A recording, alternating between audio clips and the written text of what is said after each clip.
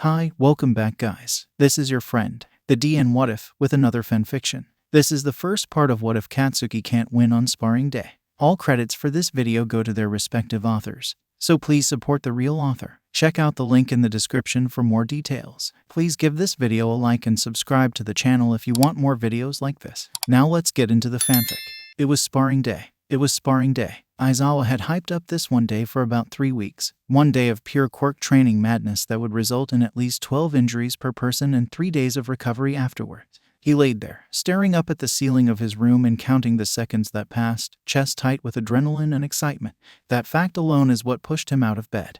Because frankly, this particular morning was genuinely testing his strength and patience. Katsuki was sick. He had been sick for about 4 days. On Monday morning, and in a cold sweat, he literally fell out of bed and had no excuse to give Kirishima when he questioned him about the thump he made. Nor did he have one for the class president who slept in the dorm below him. His head was killing him and his depth perception was absolute ass. His pencil kept slipping from his hand and he couldn't tell how far the desk was from him, so there were scuff marks and disgusting scribbling on everything he wrote. It was so bad that when he handed in his English notes, Present Mike had squinted at him. Of course, Katsuki squared his shoulders and stared back, as if challenging him to say something regarding his horrible penmanship. They stood like that for a moment. Katsuki hunched over himself. Glare said to kill. Someone in the line behind him cleared their throat, and Present Mike's suspicious glare was quickly masked away with his usual cheer. Katsuki carried on the week, spending class time with a splitting headache and a churning stomach, and alone time violently spitting up was little food he had ate.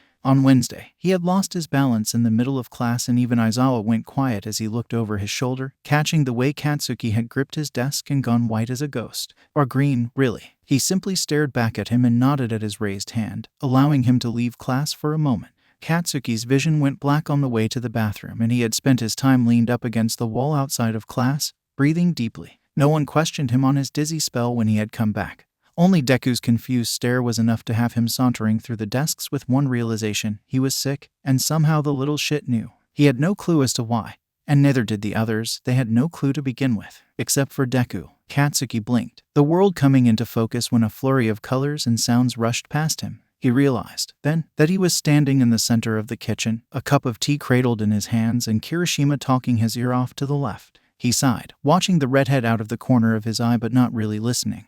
His ears were filled with cotton. A hand touched his shoulder, and he jumped, now aware that Kirishima was standing in front of him and he had been staring at nothing for God knows how long.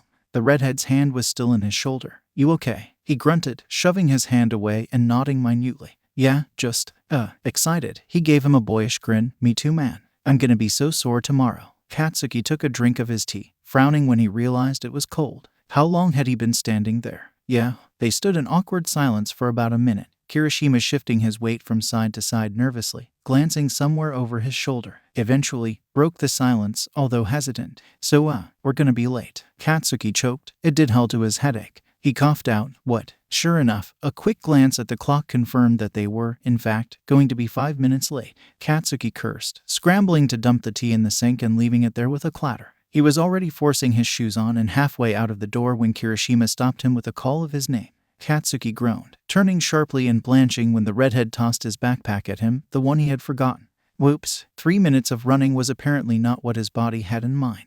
He stumbled to a stop in front of the door, temples throbbing, his eyes watery. Hell, his bones hurt. Kirishima held the door open for him with a concerned look, but he had no energy to comment on it and instead steeled himself. He swiped at his forehead with a shaky hand, stepped inside, and suddenly all eyes were on him. Everyone stared for about 2 seconds before turning back to Aizawa, who paused his writing on his desk to look up as well. No one commented on how utterly trashed and out of breath he probably looked, and no one commented on how their own teacher was watching him like a hawk, face blank and eyes narrowed. Bakugo was hunched over, his uniform haphazardly thrown on and his bag hanging uselessly from one shoulder. It even whacked Shoji as he passed by to get to his desk.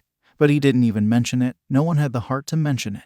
Bakugo was prideful, and seeing him struggle was scary, but possibly getting burned for mentioning it was even scarier. It was only Deku, who stared at Katsuki so openly that he physically shuddered, that had the guts to. Katsuki ignored him to the best of his ability while walking to his desk.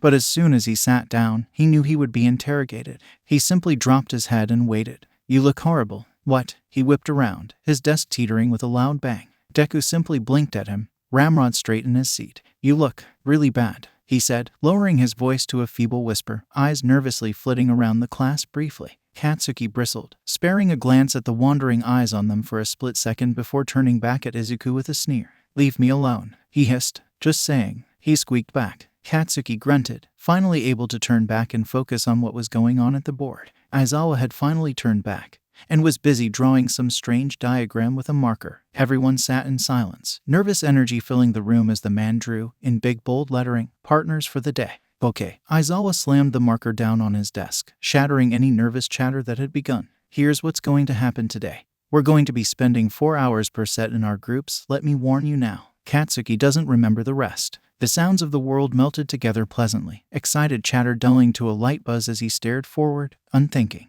He was timeless then, having been floating for either eternity or just a few minutes he would never know. With Bakugo, the sudden hush that fell over the room startled Katsuki out of his lull. Removing his head from his hands, he sat up and stiffened at the eyes all on him. Shit, did Aizawa call on him? He looked up and caught their teacher's gaze, who raised a single dark brow, a hint of concern in his eyes. Katsuki nodded slightly to the silent question. Aizawa took a breath and continued explaining their plan for the day. Only this time, the class stood staring at him, and, behind him, Katsuki turned in his seat, face flushed with embarrassment, desperate for some sort of explanation from Izuku. Said boy stared at him with somehow wider eyes, fear evident in the way his mouth was slightly open and he seemed to shrink into himself. "What did Aizawa say?" he whispered harshly, which only seemed to scare him more. Katsuki rolled his eyes.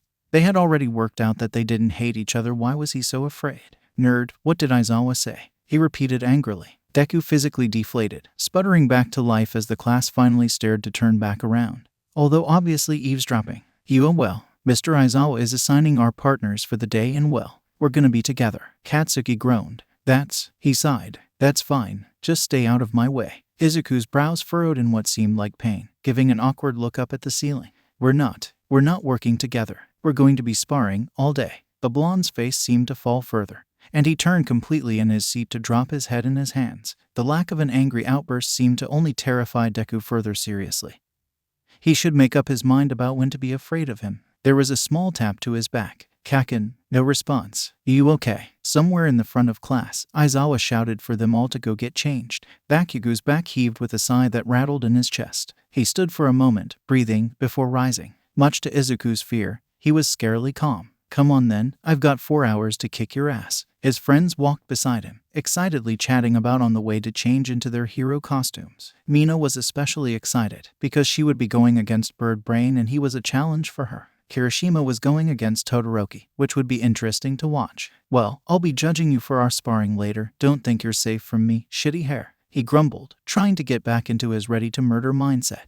Everyone stopped speaking for a moment, and Aijuru gave him that insufferable worried look again. "What?" Mina spoke in a voice that was far too warm for his liking. "We're not going to be able to watch each other, Blasty. We'll be going at the same time, so there's no way to stop and watch the other fights. Yeah man, gotta pay attention in class. You're going to end up like me." Mina punched Denki in the shoulder lightly and everyone laughed. Katsuki frowned slightly, frustrated for some odd reason, but it was forgotten as soon he was changing. He realized why he was so upset when he was waiting about 1 mile away from his target, staring at the tiny green dot crackling to life with light. Aizawa sounded the alarm from where he was atop a building roof, and the sound of his classmates roaring to fight startled him out of his stupor. The startling realization hit him with a sense of finality, a sense of fear and anger. Katsuki Bakugo was already struggling to stay upright and could only brace himself for the fight that was to come, chest heavy and his vision blurry. But what hurt most of all was that one realization, because no matter how hard he willed it away, it was going to happen. He was not going to win. Something was wrong with Katsuki Bakugo. He thinks he's hiding it well, and Aizawa humors him for a few days, but it was very obvious something was wrong. And sure, the kid was always a little wonky, a little traumatized, a little banged up in the head, but now, something was wrong, physically at least. He's been watching him, waiting for some form of hiccup so that he could bench him before the big quirk training day planned on Friday. But the little shit was sneaky. He can hear it happen, the dizzy spells, but Bakugo was always quick to recover and hide. So he leads his class off to the center of ground beta, blissfully ignoring the excited hum of his students as he drops them each off in their respective areas. He gives no instruction, besides don't stop until one of you is down, and moves on to the next area. He dropped Katsuki off closest to his building, told him the same thing, but got no response. He frowned, a hand raised to tap him, but decided against it and left with a sigh. Each of the students are exactly half a mile apart, and their partners are 1 mile away. It is their job to keep fighting. Staying in their areas was optional. The exercise is meant to simulate a real one-on-one fight that a pro would experience in classic hero combat strategies. So, yes, he had to watch 20 students fight for 4 hours. Luckily, there were cameras and a large monitor set up for him on the rooftop he was lounging on, and he could simply look over the side of the building to watch anyone he wanted.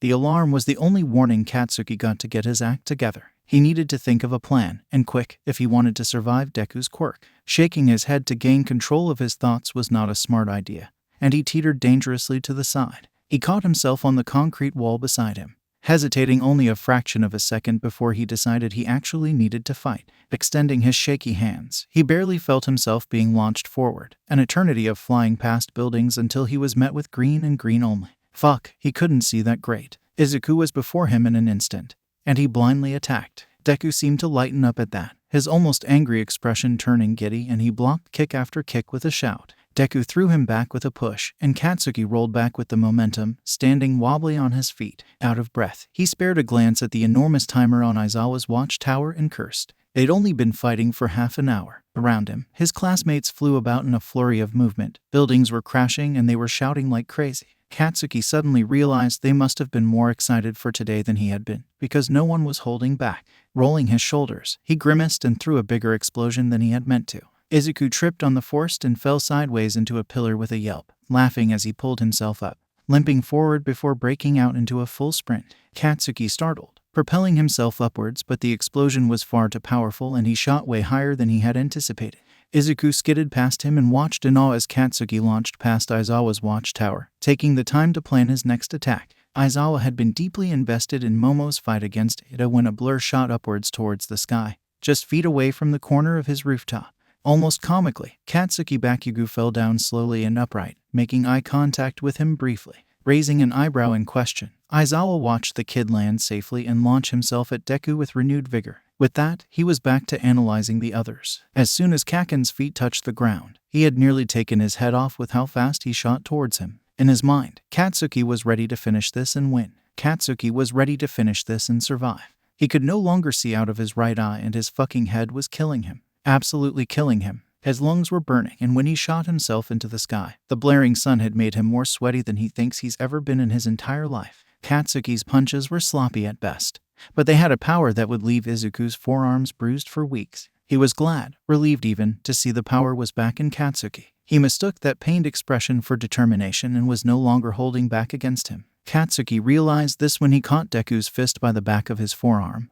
and they stared at each other for a moment, ready to crank it up. Katsuki had to fight. Fuck yeah, he was not ready. They were nearly punching holes through each other at some point. Another glance at the clock told Katsuki they had been fighting for exactly 2 hours and 1 minute.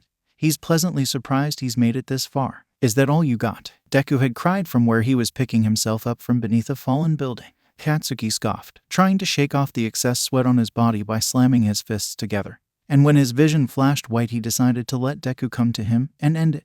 Izuku knew it was going to end now. Their classmates' fights had died down significantly.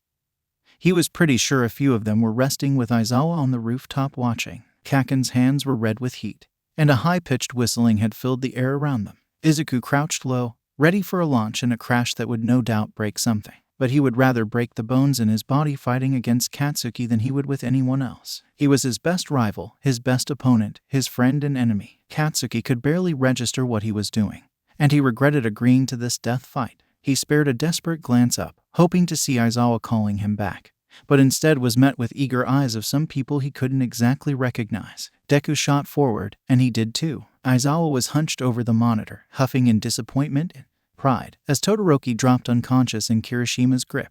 The boy let out a victorious roar and decided it was time to check in on the one fight he was dreading to watch. To his surprise, they were the last ones left, and he scrambled to the side of the building to watch the fight. As he was pushing past some of his students, something was whistling through the air like a kettle. He leaned over the side of the building, expecting to see Bakugo matching that eager grin on Midoriya's face. He was not expecting to make eye contact with Bakugo, who looked up helplessly at him, his eyes so unfocused and his face screwed up in pain that Shoto was sure he was asking for help. This was it. He pushed it too far and Aizawa knew something was wrong.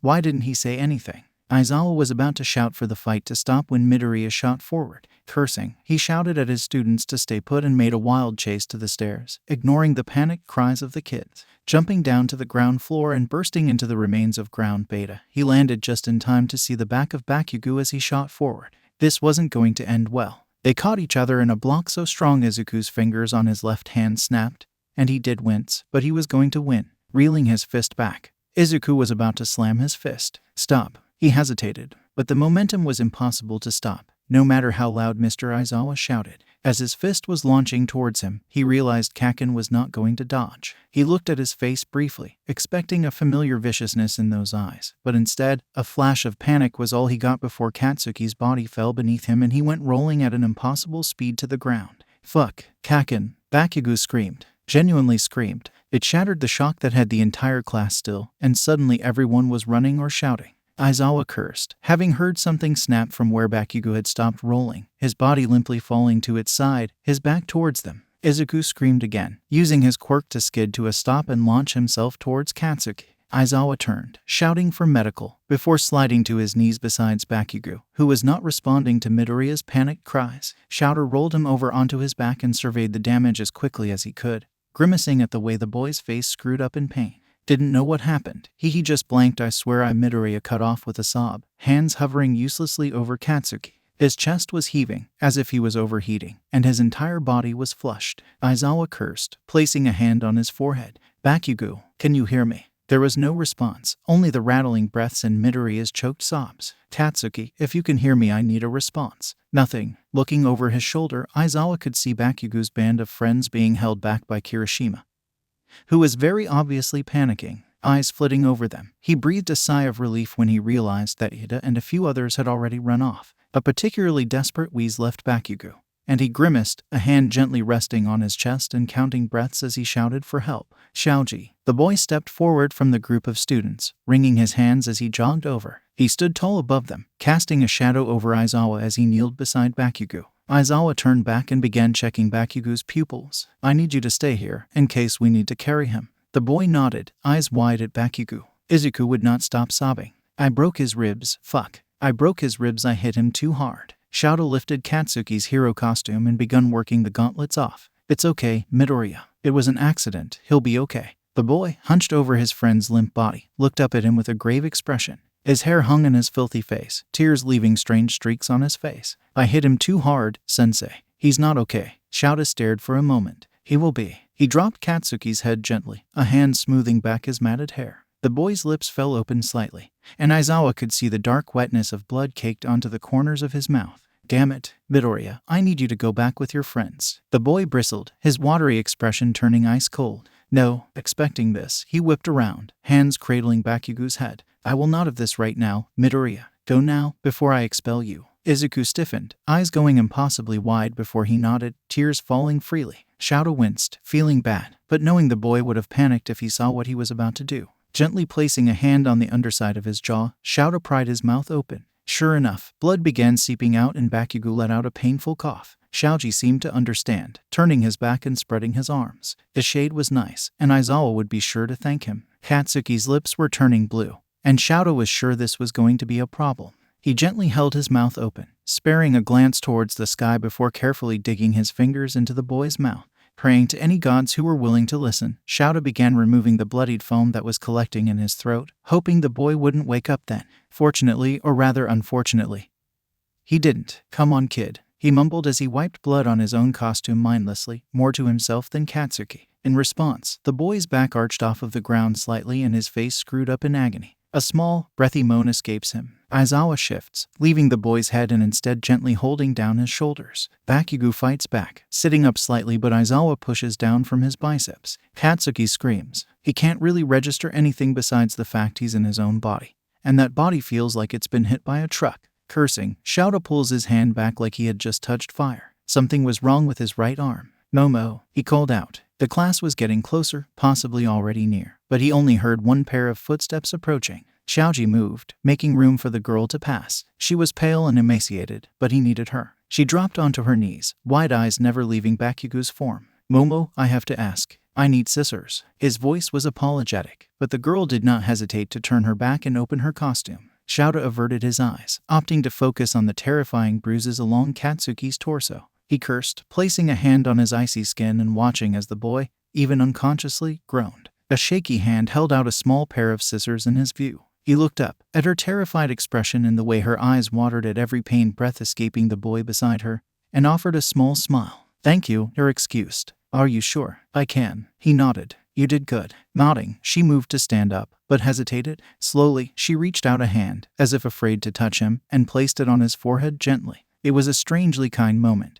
and Shouta watched as the girl stood up and left swiftly. He wasted no time in cutting his hero suit completely open. It was winter, meaning the sleeves on Bakugo's costume were in full effect and the material was known for being extremely tough, but the scissors cut through them like butter, another considerate thing Momo had done. Aizawa was already at the boy's elbow in one cut, and when he finally sliced the rest away he immediately regretted it. An open fracture. It only took a moment for the bleeding to begin, and it was indeed a nasty sight. His skin warped in like the tip of a knife. It was open to the sight of bone. Shouta had become used to vicious injuries a long time ago, but to see them on his own students was a new kind of painful. Katsuki stirred, head turning side to side and his eyes screwing shut. He was waking up. "Don't move, Katsuki," Aizawa said lowly. The boy wheezed, hiccuping on a cough before groaning again. His face paled and he writhed in pain, hands coming up to grab at Aizawa's hand that had been resting on his chest. A small, barely visible, sliver of red was visible underneath his lashes. Aizawa bent down further to get close to him and brushed his hair from his face. "Don't move, try to relax." Katsuki wheezed, eyes unseeing, but he nodded slightly.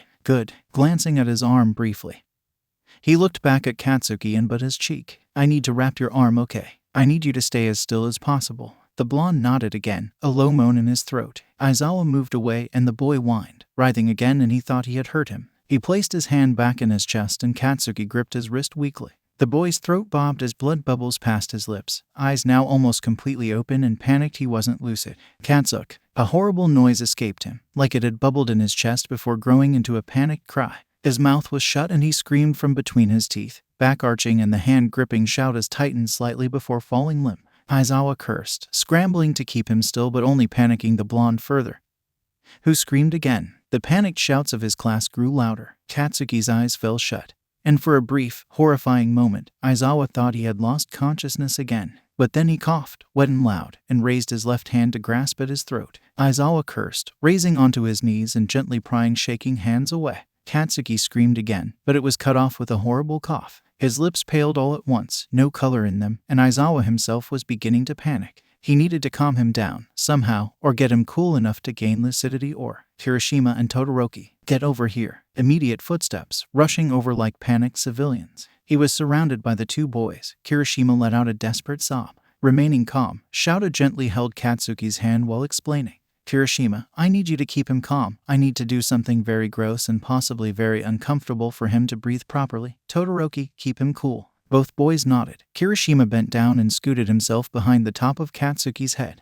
He looked up nervously at Shouta. "See, can I move him?" Shouta paused. "Only his head." With that, Kirishima, with the gentleness no one else could have achieved, lifted the blonde's head into his lap. Katsuki groaned, the noise leaving an alarming wheeze in its wake, eyes lifting to stare up at Kirishima. He held his face in his hands and gave the biggest, brightest smile down at him. "Hey Bakubro, can you hear me?" Shouta could have wept with relief when those red eyes lit up with recognition. He nodded, ever so slightly, and Kirishima had met a few tears slip onto the boy's face below him. "Good, good. Hey man, you're not breathing too good right now. Aizawa's gonna help you with that, but you have to stay really still, okay?" Todoroki, from where he was freezing a small case around his torso, paused curiously. "What are you going to do?" he asked in a whisper. Aizawa stiffened. I have to dig out what's obstructing his windpipe." Kirishima startled, looking up at him from where he was hunched over Bakugo's face, pale. "He's not going to let you do that. He's going to have to, or else he'll choke." He sighed. Kirishima opened his mouth to argue, eyes wet again, when a weak hand grabbed at Aizawa's. He looked down at Katsuki, who was dripping blood from his mouth with his heavy panting, and his gaze softened. A wheeze. Jaced. His voice was so weak you could barely hear it, so slurred it was barely understandable. "Knock him out. Bakugo, I need you awake. If you pass out again you could." The grip tightened, his muscles straining. An agonizing cough escaped him and his eyes rolled back. Kirishima's grip on his face tightened. Katsuki whimpered, throat bobbing as if he was trying to swallow. Aizawa caught his gaze then, saw the fear. "PLC." But luckily, the world shone mercy on Bakugo then, and spared Aizawa the thought of having to hurt his kid further. His head fell heavily against Kirishima's lap. With a gasp, his ruby eyes rolled back, and Katsuki was asleep. Shouta's been afraid plenty of times, more than anybody knows. He was tough as nails on the outside, but everyone close to him knew he had a huge heart. In conclusion, Shouta never really let his calm exterior slip. Never. Except for now. Shit. Bakugo. Aizawa leaned over completely, shaking Katsuki. The boy's head lolled to the side, a stream of pink dribbling from his mouth. Kirishima gasped, shuffling backwards, and Katsuki's head fell to the ground softly. Todoroki stood up from where he was crouched opposite of Shouta, tense and visibly worried as they both made room for Aizawa to work.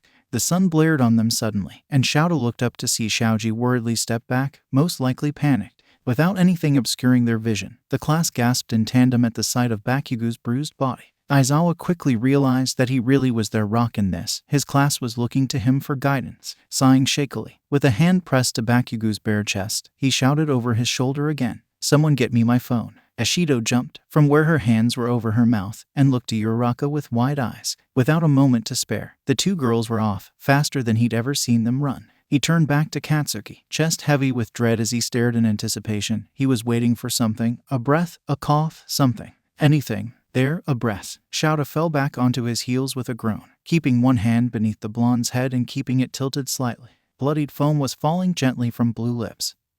He motioned for Shoji to cover them briefly and dug his fingers into his throat again. This time, however, Shouta's fingers came back slick with blood, wiping them clean. He lifted Katsuki's eyelid gently and watched the way the whites of his eyes rolled, as if he was dreaming. Pink hands dropped his phone into his lap, shaking so badly she nearly missed, and he pulled back completely. When Aizawa looked up at her, she could only help but sob at the look on their teacher's face. Dread. "Thank you, Ashido." Her eyes flickered over to Katsuki and she hiccuped. She held her arms close to her chest and grasped at it, breathing shallowly. "He'll be okay," he added gently. "He'll be okay," she whispered to herself, running back to the class and immediately clinging to some of the others. Katsuki's chest gave a terrifying convulsion, and he cursed again, all resolve down the drain. "Kirishima," he called, "I need you both to go back, and please take Midoriya to the infirmary." Todoroki hesitated a moment before nodding. Kirishima brushed a gentle hand over his friend's purpling chest, and his face screwed up in sympathy, and then he was trailing behind Todoroki. He watched them go, with a heavy heart,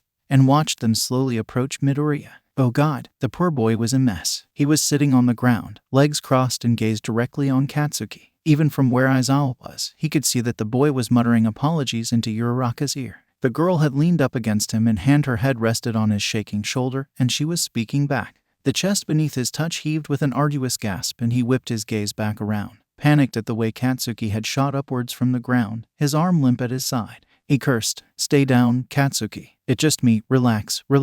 His eyes were bleary and unfocused as he stared at Aizawa, face blank. It was definitely unsettling, how blank his face was. Such a terrifying contrast to how he was usually bursting with expression, animosity, and passion. "Katsuki, can you hear me?" he asked softly, holding his face gently. Katsuki's eyes rolled back and his lashes fluttered, but he nodded. Good, that's good." Laying him back down gently on the concrete below, Aizawa rapidly typed on his phone with one hand while keeping a gentle hold on Katsuki with the other. The boy was limp, staring up at him as if seeing something other than his teacher, and huffed slightly. "YSC red," he slurred innocently. Shouta stared at him for a moment, stunned. Katsuki was completely out of it, he had concluded. Typing on his phone with desperate speed, he called. It only rang once. "I'm sending bots, Aizawa. I need to know how bad it is." Shio sounded urgent. He could hear Ida's muffled speaking from somewhere near her. "Yes, I know dear, if you can please try." "Shio, we have an open fracture of his right humerus, fractured ribs and most likely a pulmonary contusion.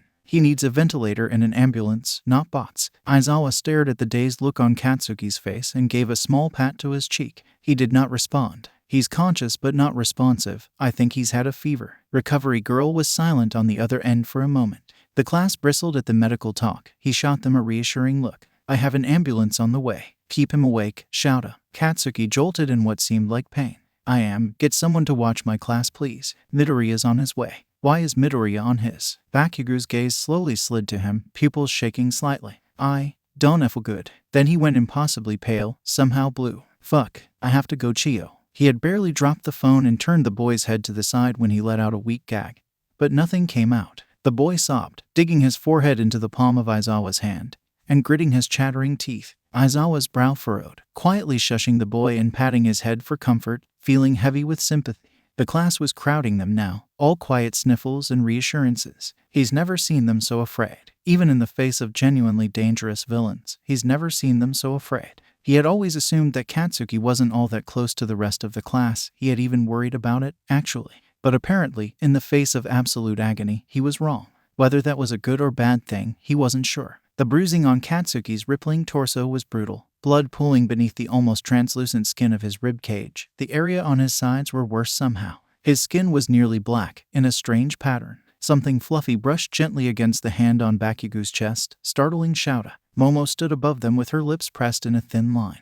One hand around Jiru's waist, the other extended out, as if she had just thrown something. Aizawa followed her line of sight to the thin, red blanket she had just covered Katsuki with.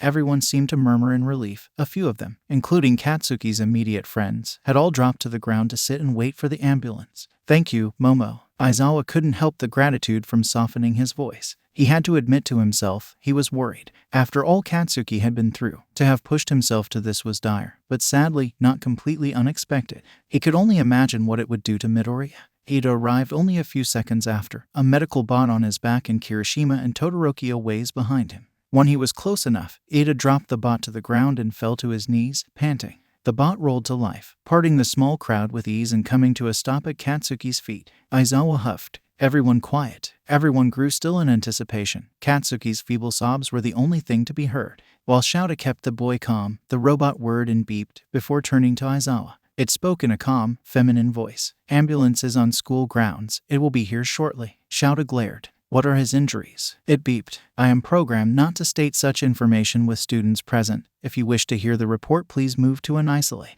Someone shut it off before it could even finish. Hagakure gave a little dry chuckle, mumbling something about Katsuki needing the quiet until the ambulance arrived. The blonde trembled beneath the blanket, breaths escaping him in short puffs. He coughed once, face screwing up in agony and gurgling slightly. Shouta forced himself to stay calm. For the kids, he prayed silently, shutting his eyes briefly. Their only saving grace was the wail of a siren in the distance. Someone was crying ... No, not crying, wailing. Wailing so loud his head split open and his eyes slowly gouged out and his stomach and chest burned from the sound of it. "Stop crying." It hurt, more painful than he'd ever felt in his life, and he grabbed onto whatever was holding his piercing chest for some sort of control, for a full breath. He'd do anything for a full breath. God, he couldn't breathe. As the ambulance's siren grew louder, Bakugo seemed to grow more restless on the ground before them. A few kids in the class practically fainted in happiness at the sound. The collective breath of relief music to Aizawa's ears. However, it was short-lived at the whine it earned beneath him.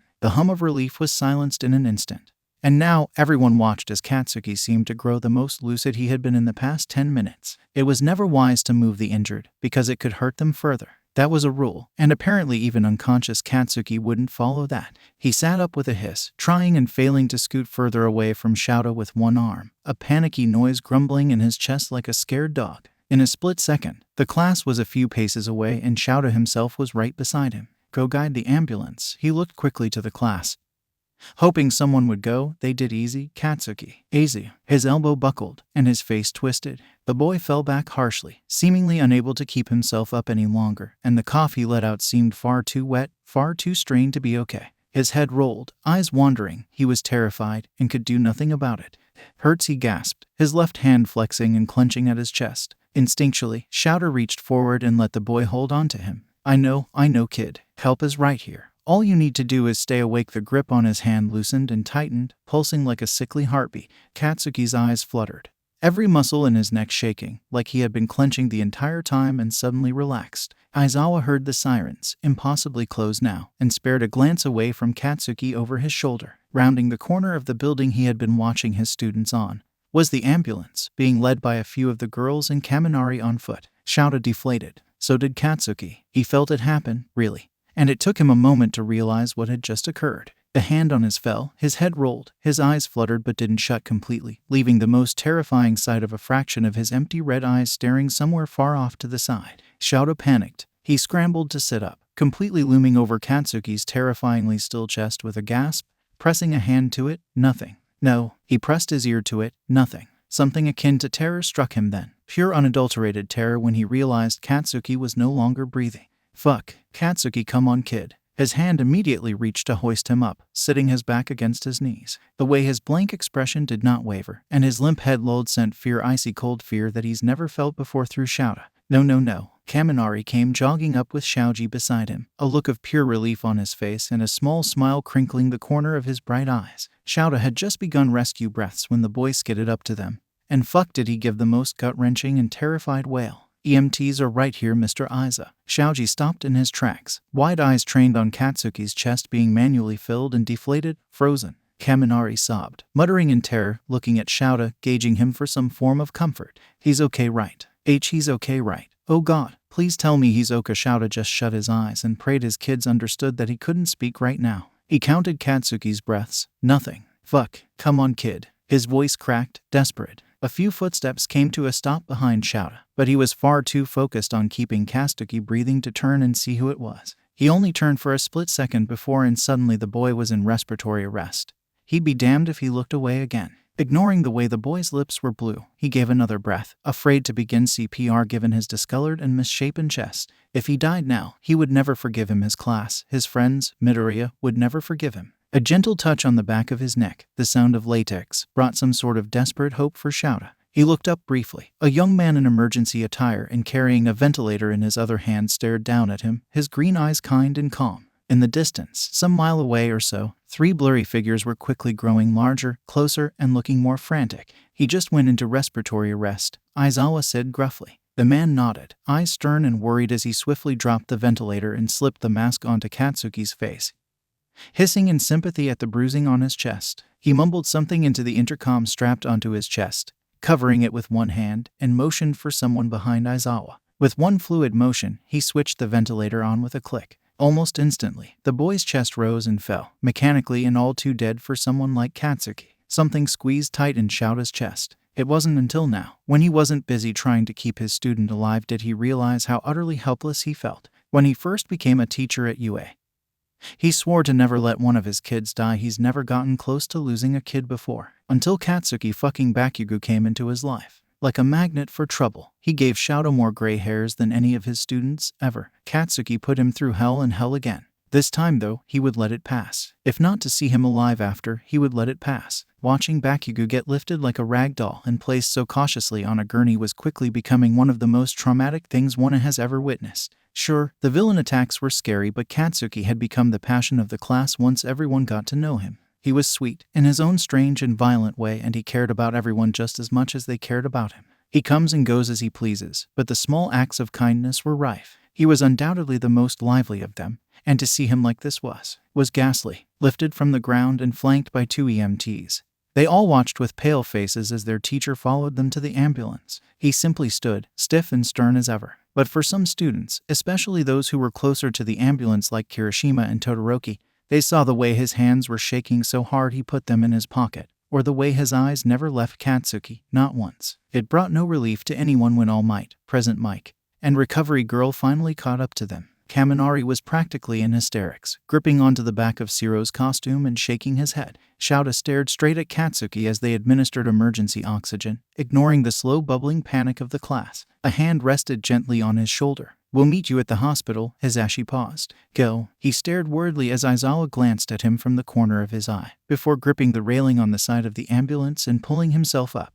He rested a hand atop of Bakugo's knee and looked back at his students. They all looked to him then, his wild group of oddballs staring back at him with wide eyes, anticipating some form of direction. He had to speak, to say something, anything to reassure them. "Behave," was all he said, voice rough and face illuminated by the fluorescent bright lights inside. He caught Present Mike's eye, an unusual glint, an unsound question. In the moment before the EMTs closed the ambulance doors, they spoke within each other. "Will it be okay?" Hisashi had asked. Shouta did not respond. In the 5 seconds it took for the EMTs to settle and actually begin whirring out of school grounds, Katsuki's skin had turned blue. It was startling, just as much for the paramedic across from him as it was to Shouta. However panicked he was though, he forced himself still on the hard and cold seat beneath him, letting the man do his job. The green-eyed man just silently went to work, inserting an IV into the boy's practically translucent forearm with practiced ease. Aizawa watched as he pulled open Katsuki's right eye with a single latex-covered thumb, not reacting at the way his eyes shook. Shouta didn't look when he checked his other eye, instead looking down at his limp hands, but then he caught sight of bone, and he looked out at his feet. They were still in his boots. The EMT made a tiny noise, then slipped the mask off of Katsuki's face and discarded it, choosing to replace the ventilator briefly. Like a curtain, it revealed blue lips and leaking blood, and that made Shouta stiffen. Sensing his discomfort, the paramedic shot him a quick reassuring look before reaching somewhere underneath him and pulling out an emergency suction unit. Shouta's brows dipped, watching as the man hummed to himself quietly. Katsuki's neck twisted and a whine escaped him, but the man so patted his head gently. "Sorry, bud," he mumbled, before tilting his head back carefully, mindful of the bumps the road provided. With a swift click, the unit whirred to life and he stuck the little straw into the boy's open mouth, holding his jaw gently and wincing at what he saw when he peeked inside. So gave Shouta a nervous glance, feeling awkward for being so quiet. He never liked when people rode with them. Shouta tried to ignore the disturbing slurping noises the machine made, but luckily, it only went on for about 15 seconds. Suctioning is sometimes risky. The sudden break of silence was somehow louder than the monitors beeping around them and the sounds of traffic. Shouta glanced over his shoulder at So, who looked at him with a dumb expression. "I wouldn't have done it, but he's got so much blood leaking out I thought it could help his airways a bit." Shouta blinked. Was he explaining this all to him? The man continued, inserting something into the tube inside Katsuki's arm. "He's got really low blood pressure, I can tell just from the way he looks. But we're nearly there, so no worries, he'll be stable in a bit." So he wasn't completely safe. Aizawa shifted in his seat impatiently, watching out of the corner of his eye as So moved about, standing up slightly and gripping at the top of the ambulance to keep himself steady. He slid the front window open and stuck his head in. "Almost there?" he asked, although it was quiet. He didn't hear the response. Shouta looked up, feeling the road become smooth and the shaking rolled still. The ambulance stopped, and Shouta immediately scrambled up to jump out of it. The driver was already scuttling past him, leaving him standing uselessly at the mouth of the beast, staring at 4 doctors that had just whizzed through the drop-off zone of the hospital, talking amongst themselves. They barely even glanced in his direction, rushing the gurney as Bakugo was being lowered to waist height, and they were rolling away. Shouta followed dutifully. They passed by the front door in a blink, just to keep himself close to Katsuki. He grabbed onto the gurney and held on for dear life as they turned corners. "Let's get him up for a CT scan. His blood pressure is way too low. She's on her way. Get him on a ventilator while we prep for surgery. He's not breathing. Let's make this as quick as possible. We can't do anything until we get his pressure up." Shouta could hardly keep up. 4 voices speaking in back and forth, like cawing birds, could do that. He looks down at Katsuki, and is shocked to see that he was now on those flimsy hospital beds they use for wheeling around patients. The doctors spoke over each other, but each one seemed to understand the gibberish completely, looming over the hospital bed at all sides. Aizawa nearly jumped when one of those pairs of eyes snapped over to him, and suddenly he was staring down at a very sweet-looking woman.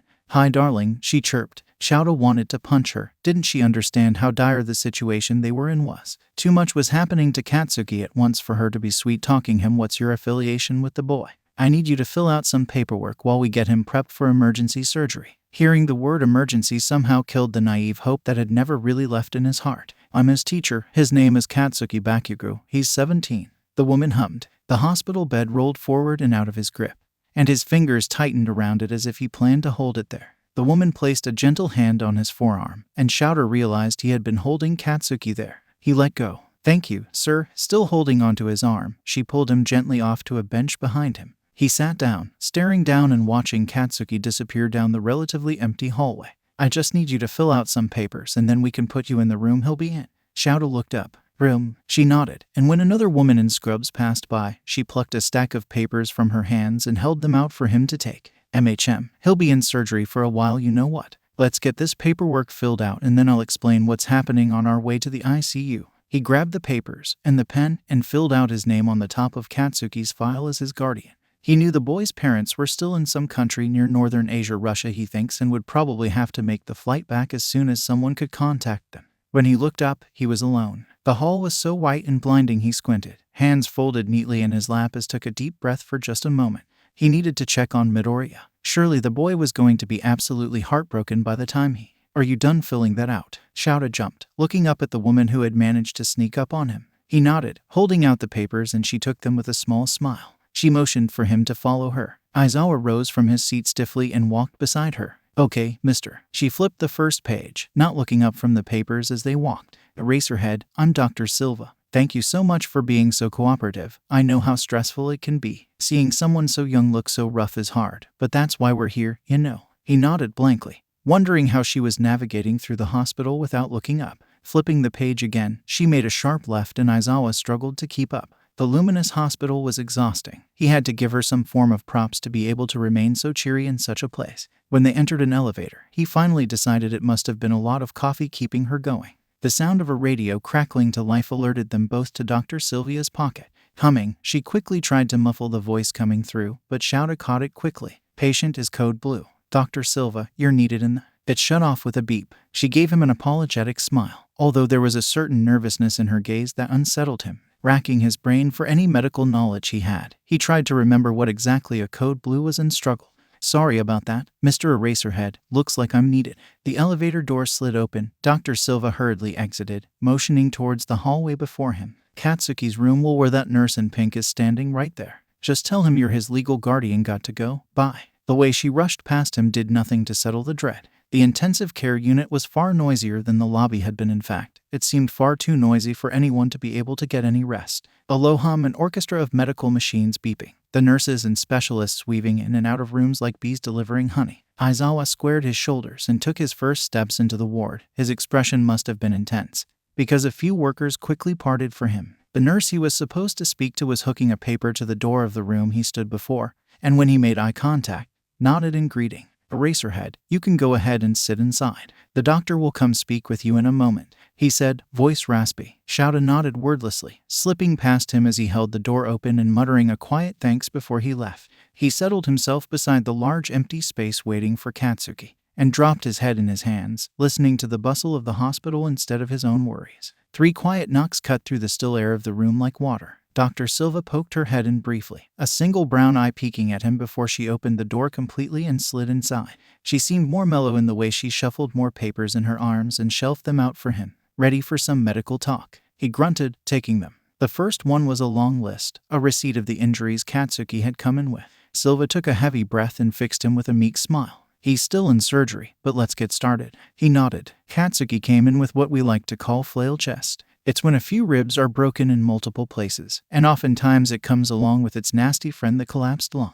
His chest cavity was quite a mess, I'm sure you noticed, but he was choking on his own blood very quickly. It's a surprise he hadn't went into respiratory arrest sooner. It's because Shouta had literally dug out the blood from his throat. He didn't say that though. He simply read through the injuries as she spoke. His sternum, she looked up at him, lips downturned and dark eyes grim. I'll be honest, Mr. Eraserhead, his sternum does not look good. It was fractured too severely for our healing specialist to just go ahead and heal it. He went into surgery as fast as we could prep him. There is a chance he won't make it through the first 2 hours of surgery, but if he does, then we're sure he will make it through the complete 4 hours. It's an extremely painful injury, and it can lead to a lot of complications if he pulls through and begins the healing process. There's a lot of chances for infection to hit if they haven't already. He nodded. It seems that's all he can do. She sighed, again, except this time it was heavier than he would have liked. He went into cardiac arrest while we were in the elevator. Oh fuck. Before he could even realize what he was doing, he was standing. Aizawa stood there, knees weak and knuckles white against his costume.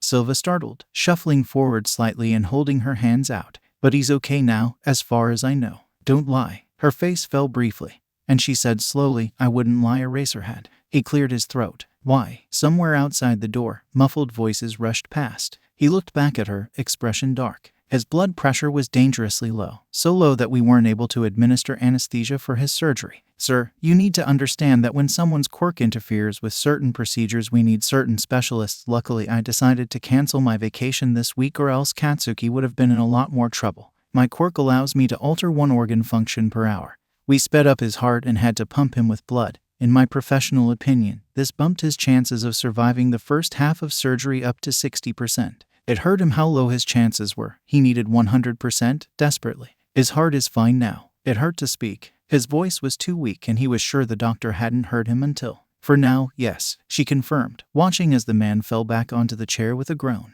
Of course, then there's the open fracture on his right humerus. That one was a little more tricky. You see, it looks nasty, but compared to everything else, it's child's play. And because we were more worried about his chest, we're going to have to set it back in place with another surgery. These are all extremely painful injuries, sir, and we'd rather have him as comfortable as possible. Unfortunately, we do need a legal guardian to give us the okay to perform that surgery. The one he's in now was emergency and couldn't wait, and we're sorry for the wait. He waved his hand vaguely. It's okay. Focus on keeping him alive. She looked up. So we have your permission to complete the surgery and take all necessary measures to ensure his safety. The paper in his hand read exactly what those measures were. Nasty things. All of them. Restructure healing. Screws, metal plates, tubing, ventilation, all of it was unsettling to think about and only warned Shouta for the moment he had to see the boy. Nothing could compare to the relief he felt, however, now that Katsuki was given the chance to survive. Yes, he said with a sense of finality. She bowed slightly, letting out a breath of relief before turning on her heels and rushing back out without another word. In the 4 hours Shouta waited, he finally opened his phone and blinked at the screen. There were 67 messages from President Mike. He scrolled as far up he could, reading them down, his knee bouncing anxiously. They were all updates. The students were being comforted by some of the teachers. Recovery Girl had already left to assist Katsuki's surgeons, meaning she was probably in there right now, and that Midoriya had not spoken a single word in the past 2 hours. That was concerning. It would have to wait, however, and it did. 3 hours later, there was another knock at the door and Katsuki had made it through surgery. Shouta didn't know whether he wanted to laugh or cry, opting instead to scrub at his face with his hands, ignoring the moisture in his eyes. Always going against the odds, Katsuki had somehow fucking survived. The entire class was noisy, boisterous crying and panicky words being exchanged back and forth and back and forth. There they stood, hunched in the center of ground beta, the once carefree and youthful class now devastatingly glum. Hisashi has seen this class bounce back from targeted attacks, chaos and casualties, fight for hours on end and then celebrate for hours more after. He's seen them laugh in the face of danger. He's seen them smile and hug and compare bruises as if it were competition as they picked glass and debris from their hands and knees. Who would have thought that all it took to break their spirits was Katsuki Bakugo? Hisashi stood beside Vlad King, hands clasped behind his back as his eyes swept through every single kid for the 5th time. Kaminari and Ashido were glued to each other, accompanied by Shiro and Kirishima. The 4 of them sat on a fallen pillar from one of the buildings, circled by the entire class. Gosh, they looked so miserable. He frowned at the way Shoji was cradling Asui, Uraraka, and Hagakure. His eyes were screwed shut and he seemed to be trying very hard to hold himself together. What the hell had happened? All Might was far behind the class, somewhere near where Katsuki's blood had made a dark mark and caked in the concrete, and was on the phone. He spoke lowly and kept his tired eyes on the class, then would look back up at the sky and squint, as if cursing the gods themselves. When Toshinori returned to the 2 men, his face seemed impossibly bleak. His heart stopped during the surgery, but they resuscitated him and are continuing, Hisashi gasped, unable to hold it in. Vlad cursed beside him, a heavy hand resting on his shoulder. They were certain the students couldn't hear, too invested in their conversation to see both Shoji and Jiru stand up abruptly. Some of the students near them startled, looking up at them in confusion. Jiru paled, white as a sheet, and stumbled backwards, suddenly extremely nauseous. Fuck, that's a lot. Hisashi rubbed at his temples, his head felt heavy. The commotion behind them flourished in an instant, and Hisashi whipped around with wide eyes. Jiru was holding herself up by gripping onto Momo, who was holding her in a hug fully. Hisashi assumed she must have finally snapped from the stress by the way she sobbed wordlessly into the girl's chest and shook her head, unless she had somehow heard that Bakugo was. Damn it. Vlad looked down at him worriedly. What is it? He looked back at the students. Jiru looked terrified and Shoji was holding her by the shoulders. She stared up at him with wide eyes, frozen. He looked her in the eyes and quietly begged her not to tell anyone what they'd just heard. It would send the class into panic. It would ruin them. Swallowing glass, the girl nodded, but continued to cry. Hisashi knew they wouldn't say anything, because they were heroes. Heroes sometimes have to hold things in to stop from hurting others. He smiled proudly. Never mind. They stood in semi-silence for a few minutes, Toshinori updating them every few seconds on Bakugo's condition. Apparently, Aizawa was only texting All Might because he was beyond exhausted and knew that he would eagerly relay the message, which would translate to All Might just reads the messages and doesn't ask questions and shout to speak. Said man was quietly standing vigil down the street from them, resting peacefully against an unbroken pole. He stared at his hands and worried in peace. When young Todoroki and Kirishima had brought Izuku in,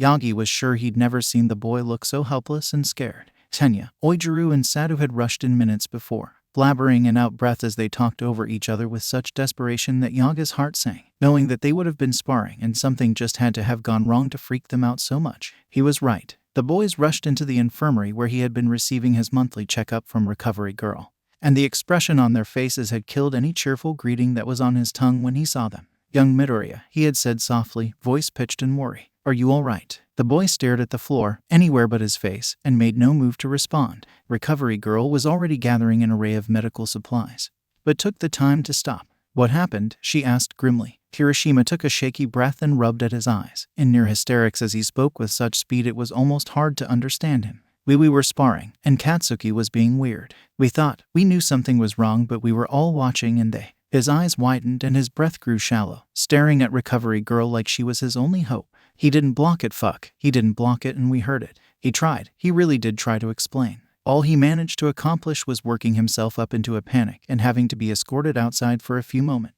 Todoroki calmly explained the situation, but even then, they could see he was afraid. Yagi knew it was bad. Call it hero's instinct, but he felt it in his gut. Now he was staring at a small limping silhouette as it approached him. It dragged itself like a dying animal, slowly. Yagi stared, finding himself lost in the way the boy walked. He stared until he was able to look at the details, to see the tears and the blood and sweat, to see the guilt on his face. And as he dragged himself past Toshinori without even a glance, the class slowly noticed him. One by one, their nervous chatter died down and they all stared, like vultures, at the boy. The figure was hunched, wild hair blowing in the cold winter wind, hiding his face from the world. He held his purpling hand to his chest, his body filthy and his eyes covered, shielded by his dirt and debris. The group fell silent, if only for a moment, as he stood before them like a prisoner awaiting death, hands held out in twisted cuffs. Someone sniffled, and he jumped, his eyes shining through his dark hair. Izuku made eye contact with Ishido, Katsuki's unofficial little sister. They called her for a split second, and it was all it took for his facade to come crumbling down.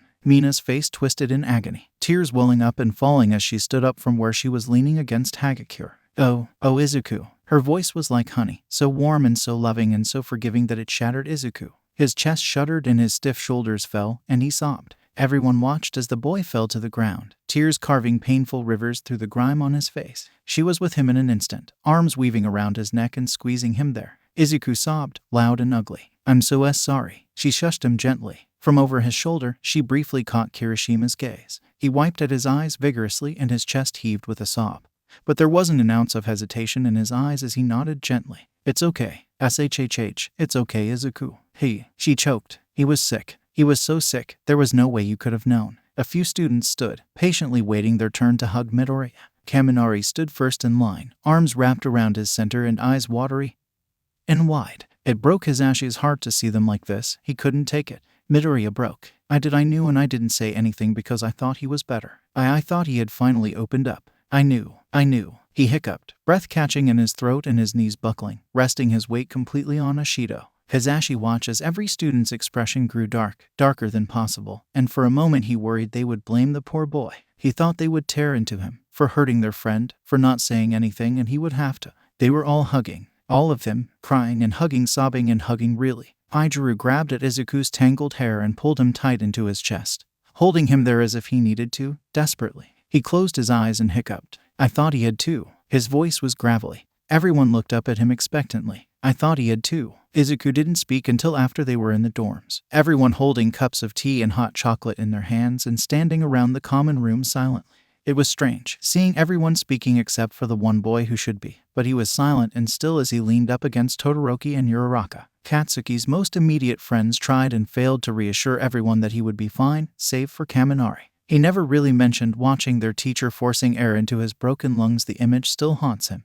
His grip tightens on Shiro. Izuku doesn't speak the rest of the night. He wasn't sure Katsuki would make it. That was his first mistake. When the doctors knocked, Shouta had already spent the past 3 hours mentally preparing himself for the worst. He had already thought about what he would tell his students, how he would tell them that their friend was dead. He had already prepared himself and come to terms with the fact that when he told them, he wouldn't be able to keep the steely facade they've gotten so used to. He had already prepared himself to cry, because he already assumed that he had failed. The doctor that knocked was not one that he recognized. She poked her head in, and unlike Dr. Silva, made no expression to reassure him. She was quick to disappear behind that door, and left him in silence for a few moments. To him, that was already more than enough for his eyes to fall shut and a sob to escape him, silent. His breath shuddered and he couldn't help the first tear that fell. Katsuki was dead. She opened the door quietly, walked inside with her hands clasped at her front, and took one look at the man as he fell apart, elbows rested on his knees and his head bowed, his face hidden beneath his hair.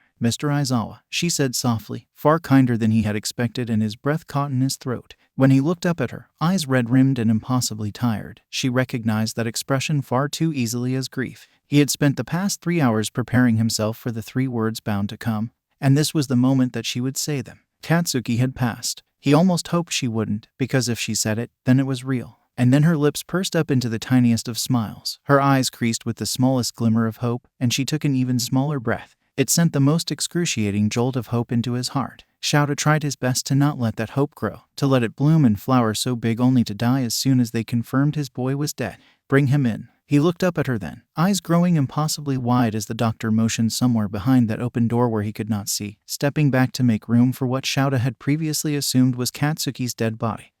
Nothing could ever describe the feeling that overtook him when those familiar boots peeked through the door, unveiled like royalty to the starving. As they slowly wheeled him in, Shouta watched in disbelief, not truly convinced that the boy they were wheeling in was Katsuki, because there was only a 60% chance there was no way. Katsuki's head broke through, a crown of golden hair dirty and matted, but still golden. He exhaled in relief. Perhaps it was a sob. The only thing Shouta could focus on was that familiar head of wild hair. Katsuki's eyes were shut, golden lashes pristine and clean despite how filthy his face was. The tubing in his nose pushed it higher on his face and gave it a scrunch that made him look like he was smirking. The cocky little shit was even smirking in his sleep, happy to prove Shouta wrong. His mouth was ajar, crusted red and filled with a gruesomely large tube that pumped his chest gently and branched out like a grim tree. He couldn't take his eyes off it, being reminded of a snake and its unhinged jaw when it ate. They attached him to the symphony of machines awaiting their conductor. Katsuki always did have to be the leader, after all. Shouta stood vigil by his side, mindful of the nurses and doctors bustling around him, staring. A small hand fell onto his as they pierced Bakugu's pale skin with needles, but it didn't matter. He did not take his eyes off of Katsuki's peaceful expression. He took solace in the way his breath no longer whistled and wheezed. The pink in his lips, even if it was not a healthy color, it was still very much alive. It was always such a bittersweet and beautiful thing, watching someone cry with relief when they find out their loved one had made it. Dr. Silva couldn't help the smile as she sidled up beside the man. He's expected to make it through the night. He made it difficult, and at one point we weren't so sure, but he's a damn good fighter. Shouta smiled, his brows scrunching up, and he let out a soft breath that sounded like a laugh. Of course he is. She huffed humorously and patted him gently, gaining his attention. She frowned up at him and held out a small basket. Wet wipes and tissues were inside. For his face, we figured we'd leave it here. We need to discuss some complications as well. Shouta's heart sunk, but he followed her to the plastic chairs in the corner of the room. He took them gratefully, setting them at his feet and under the chair. The nurses did not stop their checks. One of them, however, the one in pink, pressed his hands up against Katsuki's chest carefully and shook his head subtly, as if sorry. Katsuki was so banged up we initially thought it was a car wreck. These injuries are common in them. But the paperwork said. She trailed off, eyebrow quirked. He nodded. Quirk involved accident in training. Yui has already filed a legal report. Yes, but? She gave an uncertain glance to the side, as if that was not what she wanted to speak about. Katsuki's quirk was mostly at play here, and I think it'd be wonderful to put him in therapy if he manages to recover. Shouta had been meaning to put him in sessions a lot earlier. He nodded, sparing a glance at Katsuki. A few nurses trickled out and gave him a nod. One left a glass of water on the side table. He watched them leave, relief gone. Quirk exhaustion can be serious, Eraserhead. When it's to this extent, it is usually a sign of something underlying. Her tone grew dark. His eyes snapped back to her, squinting. She spoke to him as if he didn't understand, as if he wasn't worried about Katsuki's mental health as much as he was his physical. He knew he was ill, but quirk exhaustion? God, he thought Katsuki was more responsible, more stable. I know, and I've been doing what I can to support him. She gauged his expression, eyes not once leaving his in the moment she stared at him. She seemed to find what she was looking for, and nodded. The last of the nurses left, the door closing behind them with a click. It left the room silent, save for the disturbing noises of the machines keeping Katsuki alive. Also, she leaned back into her seat. I wanted to warn you. Shouta stiffened, watching as she tapped her thigh with her finger, a nervous tick. He didn't break eye contact, and watched the way her eyes flitted over to Katsuki, warm. About two things actually. Katsuki is at high risk for infection. Given how he was suffering from poisoning from his quirk, I'd say there is no risk, and it is pretty much guaranteed. There is fluid in his lungs being drained out constantly. The machines are helping him do what his body is unable to at the moment. Usually coughing is what clears the lungs and throat, but he can't do that at the moment. We're going to be on high alert for fever and pneumonia. He's already on pure oxygen. When he arrived, his recovery was looking grim, but since he's been such a fighter, we will be too. We're going to be monitoring for fluid around the heart as well as another collapsed lung. These can happen, and if they do, he will need surgery. Do I have your permission to perform these procedures should you or another guardian not be present?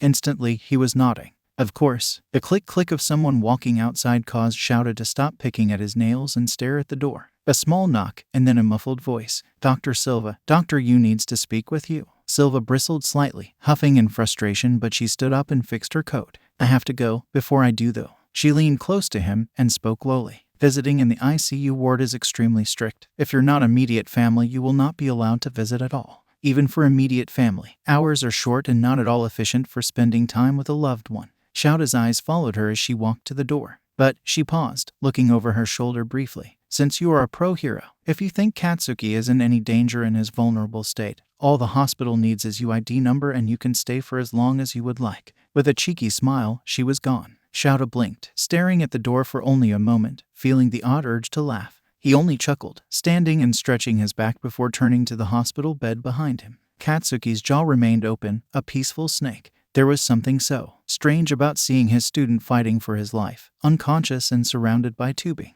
Xiaoda typed aimlessly on his phone after having stared at Katsuki's closed eyelids for another 2 hours, deciding to message All Might a fourth time. As he held his phone in one hand, his other is rested against the boy's warm neck, feeling his thready pulse beneath his fingertips. Katsuki whined and swallowed multiple times in a row in his sleep, sometimes for minutes at a time. Xiaoda looked up at him from his phone, watching as he swallowed once more and settled into his drug-induced haze. His hand slid up to brush his hair out of his face and reveal the crease between his light brows as they smoothed out with the motion. Xiaoda smiles. There's a meek knock at the door. 3 little thumps that have Xiaoda standing up. The nurse in pink, the same one from when Xiaoda had first arrived at the ICU ward, smiled down at him. The man was tall, taller than Xiaoda at least, and nodded in greeting. Hi, I'm Laszlo. I am here to check his lungs very quick and give him more medications. Aizawa nodded. The dark-haired man toddled over and placed a small basket beside Katsuki's bed, and placed his hands gently on his chest, although not making contact with his skin. Xiaoda rolled his shoulders back and watched with confusion as gently, very slightly, Laszlo pushed down. The nurse let out a low hum, face screwing up in pain. He took a deep breath, chest heaving, and then pulled back as if he had just rested his hand on a stove. He stood, back to Aizawa, unmoving. Blinking, he cleared his throat after a moment. How is he? Laszlo startled so bad he yelped, whipping around with wide doe-like eyes as he rested a hand on his chest. He was not used to people being inside the room while he did checkups, but this man was a hero. Oh, pardon me, haha, he laughed nervously. He's looking as good as it gets right now. It's all up to him, whether or not he wants to wake up anytime soon, if he wants to heal right. He's enjoying his sleep and apparently can't feel the effects of the surgery too badly. He's just very asleep. His accent was strange to Xiaoda, his vowels were far too pronounced. He walked around to the opposite side of the bed, hand brushing against the railing and coming to a stop at Katsuki's covered bicep, his broken one. I will check his fracture. He assumed his quirk had something to do with the weird way he spoke about Katsuki. Sure, go ahead. The nurse nodded, slowly peeling back the thick layers of bandages. They made an awful sticky noise, and Xiaoda couldn't help but wince in sympathy at the way Katsuki's brows furrowed. Laszlo hunched over him, blocking Aizawa's view from the injury. Whether it was intentional or not, he doesn't know. Come, he said lowly. This one hurts for some reason more. Maybe he's... Katsuki's chest rose with an abnormally large breath, and one of the machines near Aizawa's shoulder let out a rapid beep. He startled, so did Laszlo. His heart spiked with a horrible adrenaline, and he was on his feet in an instant, watching as the nurse quickly slid in front of him and shut the alarm off with a quick switch. Xiaoda was at his side in an instant, hands white-knuckled as he gripped the railing by the boy's hips. A cacophony of whirring and beeping split through the air in an instant, and Laszlo fumbled for the call button near the top of the bed's headboard. Azzy, he mumbled, patting the boy's head gently as he did so, although Xiaoda couldn't understand it because he spoke in a strange language. He was being pushed aside in an instant, warbled medical talk being spewed from every corner of the room as it flooded with people he's never seen before. Here was practically every doctor and nurse in the ward fussing over Katsuki, who was as still and clueless to the panic he'd caused as ever. Okay, looks like a cardiac tamponade. Let's get him prepped. Get Silva back in the war and we'll get started. The word cardiac struck him with dismay. Hands freezing. Katsuki was supposed to be out of the blue, in his naive mind. Then again, the boy always had to be difficult. They were rushing past Aizawa in an instant. Some of the accompanying nurses holding supplies shot him looks of sympathy. No one spoke to him, except for Laszlo, who he managed to catch by the forearm just before he slipped out of the room with an emergency ventilator in his hand. What's happening? He growled. Laszlo gave him a frown, dark eyes flashing white like a flashlight. Someone will come speak with you in a moment, he said. I have to go. He pulled out of his grip and Xiaoda was alone, truly alone, after having sat guard beside Katsuki for nearly 3 hours straight. He looked around dully at how startlingly empty the room was without that bed and bulky machines, and took notice at the setting sun. It was 6:30 in the afternoon, meaning Aizawa had been there for a complete 7 hours. Somehow, he didn't mind. In fact, Shouta was planning on spending the entire day, perhaps the entire week if the school would allow him. Screw the school, he will wait until Katsuki comes back. It was 9 o'clock when they brought him back, alive. Somehow Shouta knew he would be okay. He was sure of it, so sure that he managed to only panic for an hour or so. He did not cry. Crying was for dying, and Katsuki was not doing that. Dr. Silva overlooked the nurses as they reattached every machine to Katsuki, except this time she looked exhausted. Mr. Aizawa, she sighed, hands twitching at her side. Katsuki just had a thoracotomy and a quick surgery to restructure his humerus. There was fluid building up in his pericardium. The pressure, it nearly stopped his heart. She placed a hand on her chest, circling it around near her heart and through her ribs. But, as you can see, fortunately he survived without further complications. Unfortunately, that was about one of the worst things that could have happened. Shouta apparently had no filter because he blurted, "Well, he's not dead." Silva gave him a startled look, so did every nurse or doctor around him. He grew red-faced and avoided looking at them, instead blankly staring at Katsuki's now bare feet. Dr. Silva just stared, lips parted and eyes wide before she sighed again, this time with a little laugh. "Well, I can say that I'm almost certain he won't be, if that makes you feel better. You see, this was genuinely the one thing that I felt had it happened, he wouldn't have survived." Shouta nodded along, running a hand through his tangled hair. "But he did," she hummed. "Yes, which is incredible by the way. I'm still shocked. Out off all of the complications, he chose cardiac tamponade and survived." She laughed nervously, sounding a bit hysterical. She must have been stressed. Having not been used to Bakugo's way of assuring everyone he was indestructible, he owed her a coffee. "Yeah," he drawled, nodding to Laszlo as he handed him a small cup. He grunted, pleasantly surprised when he saw coffee inside. He raised the cup to his lips, but paused. "He does that a lot." She quirked an eyebrow at him. "Cardiac tamponade." Nearly burning his tongue, his gaze fell on Katsuki. That damn tube was back in his mouth. The one in his nose was now hooked around it entirely, like a morbid beak. "No," he said, taking a drink of coffee. He finished it in one go, exhaling, proving everyone that he's the best. The nurses laughed as they walked out, and it was nice. They left him and Katsuki alone with Laszlo,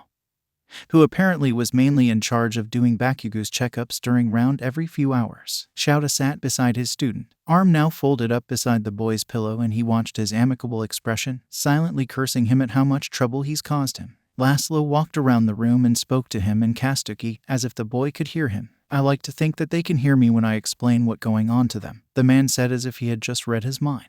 Shouta glared at him apprehensively. Laszlo simply bustled about the room, writing in his clipboard every now and then and prodding at Katsuki's prone figure. "He's very tough. He isn't admitting he's in as much pain as I know he feels. He just had a very painful procedure actually. I'm pretty sure the thoracotomy is still considered the most painful of surgeries." That was comforting. Sensing his unease, Laszlo motioned vaguely towards the slightly ajar white curtains of the hospital room. "Want them open? We get a wonderful view of the city, like stars." "Sure," he said nonchalantly. The man in pink opened them with a flourish, smiling brightly out the window and turning to them both with his hands on his hips. "Clipboard forgotten. Well, I will be back in a few hours. He will be more stabler than he was earlier, now that Surgeon Silva is certain we caught everything that could happen. I say, maybe not. Maybe Katsuki has bad luck." He laughed slightly, although when he catches sight of Shouta's aloof expression it tapers off into something nervous. "I will leave now," he pleaded. He left with a very polite bow. The moon shone blue on Katsuki's sleeping form, illuminating wires and metal and the blue of the sheets he slept covered in. It was all too much blue for Shouta. He missed reds and greens. The night only darkened the dirt rimmed around Bakugo's pale face, only made it colder in the already frigid hospital. Aizawa glanced across the room at the basket he had left underneath the plastic chair by the door, filled with wipes and other little toiletries and apparently a pair of light blue socks. He peeked down at the boy's bare feet. They must have been cold. Shouta stood, wincing as his old joints cracked in protest, rolling his neck as he walked. And ignoring the pit of anxiety that moving aware from Katsuki brought along, he scooped the basket up and brought them over to him. He hesitated then, unsure of where to leave the basket. Katsuki's bed was mostly filled with wiring and tubes, but there was a space beside him on a small white table that was relatively empty, save for a few small cups of water. Shouta moved them quickly to the floor and dropped the basket on the table, rummaging through it. The socks were first. The boy had a fever after all. Gently working them on his feet was one of the strangest things he's ever done. and he'd once literally wrestled the boy off of Midoriya in the middle of a spontaneous sparring match. Once both of the blue and scratchy hospital socks were on to match the rest of his horribly blue hospital outfit, he turned to stare at his filthy face. He reached over and opened the pack of wipes, the scratchy noise of the plastic hurting his head. However unpleasant it was though, he pushed through because Katsuki was filthy. The wipe was cold and uncomfortable, but he held it, gently folded in his hand and leaned forward towards his face. Admittedly afraid to touch him, he dragged the first wipe down the side of his face, smoothing his hair down to his temple and watching in acute fascination as black and flaky brown wiped away, revealing white skin that reflected the blue moon. He wiped at his other temple, agonizingly slow but still afraid to hurt him. When he moved to under his eyes, he had to hold under Katsuki's open jaw gently, his touch light. "You're gonna be the death of me, kid," he said fondly, voice low and gravelly in the dark. He wiped at his cheekbones, at the base of the oxygen mask that looked too much like a beak, breathing lightly through his nose and smiling down at him. "I don't mind though." His body ached. That was all he could register when not even noise was discernible. More painful than anything he could ever fathom, Katsuki woke up to absolute agony. He couldn't move. He couldn't even open his eyes to tell whoever was holding him hostage that he would rather be dead than feel this much pain right now. Was he dead? He wasn't even sure if he was alive at this point. Maybe this was hell. Maybe he was finally being punished for all the crap he had done. "Relax, kid. You're okay." A voice in his ear, calm and comforting. He tried to turn to look at who was speaking, but even a twitch of his neck sent misery through his entire torso, up his jaw and to his shoulders. "Needs another dose. He's crying." "Easy, Katsuki, relax." Was he crying? Probably. At this point he wouldn't mind hurting his own pride to admit it. He couldn't even feel anything else besides this fucked up torture. He couldn't even speak. He couldn't even beg whoever it was around him to. Beg whoever it was around him to kill. It was bizarre. Feeling his body turn to liquid, he thought in that instant that he was certainly dead. The pain was melting away along with his muscles and bones. Then his skin and eyes and tongue, like acid. It left him without a body, and it left him in bliss. It left him floating in honey and warm water. Something woke Shouta up. His eyes fluttered open and his brows furrowed, confused as to what that something was. He laid there, leaning over Katsuki's bed and resting his head on his bent arm for a moment, listening to the sounds of the hospital intently. Someone walked past the door. Someone in the room next to them was speaking lowly, praying. It didn't take long for him to figure out what woke him. There was a strained whining noise coming from Katsuki. He was awake in an instant, standing over him and hands hovering, unsure of what to do. Katsuki laid in bed, back arched and face twisted. Though his mouth was forced open from the tube in it, his body did not move but his muscles strained and shook, shivering in what he could only assume was pain. Something brushed against his back and Shouta immediately sidestepped for what he knew was the nurse. Laszlo had rushed into the room, quiet footsteps tapping as he practically floated to the patient's side. He didn't particularly like this patient.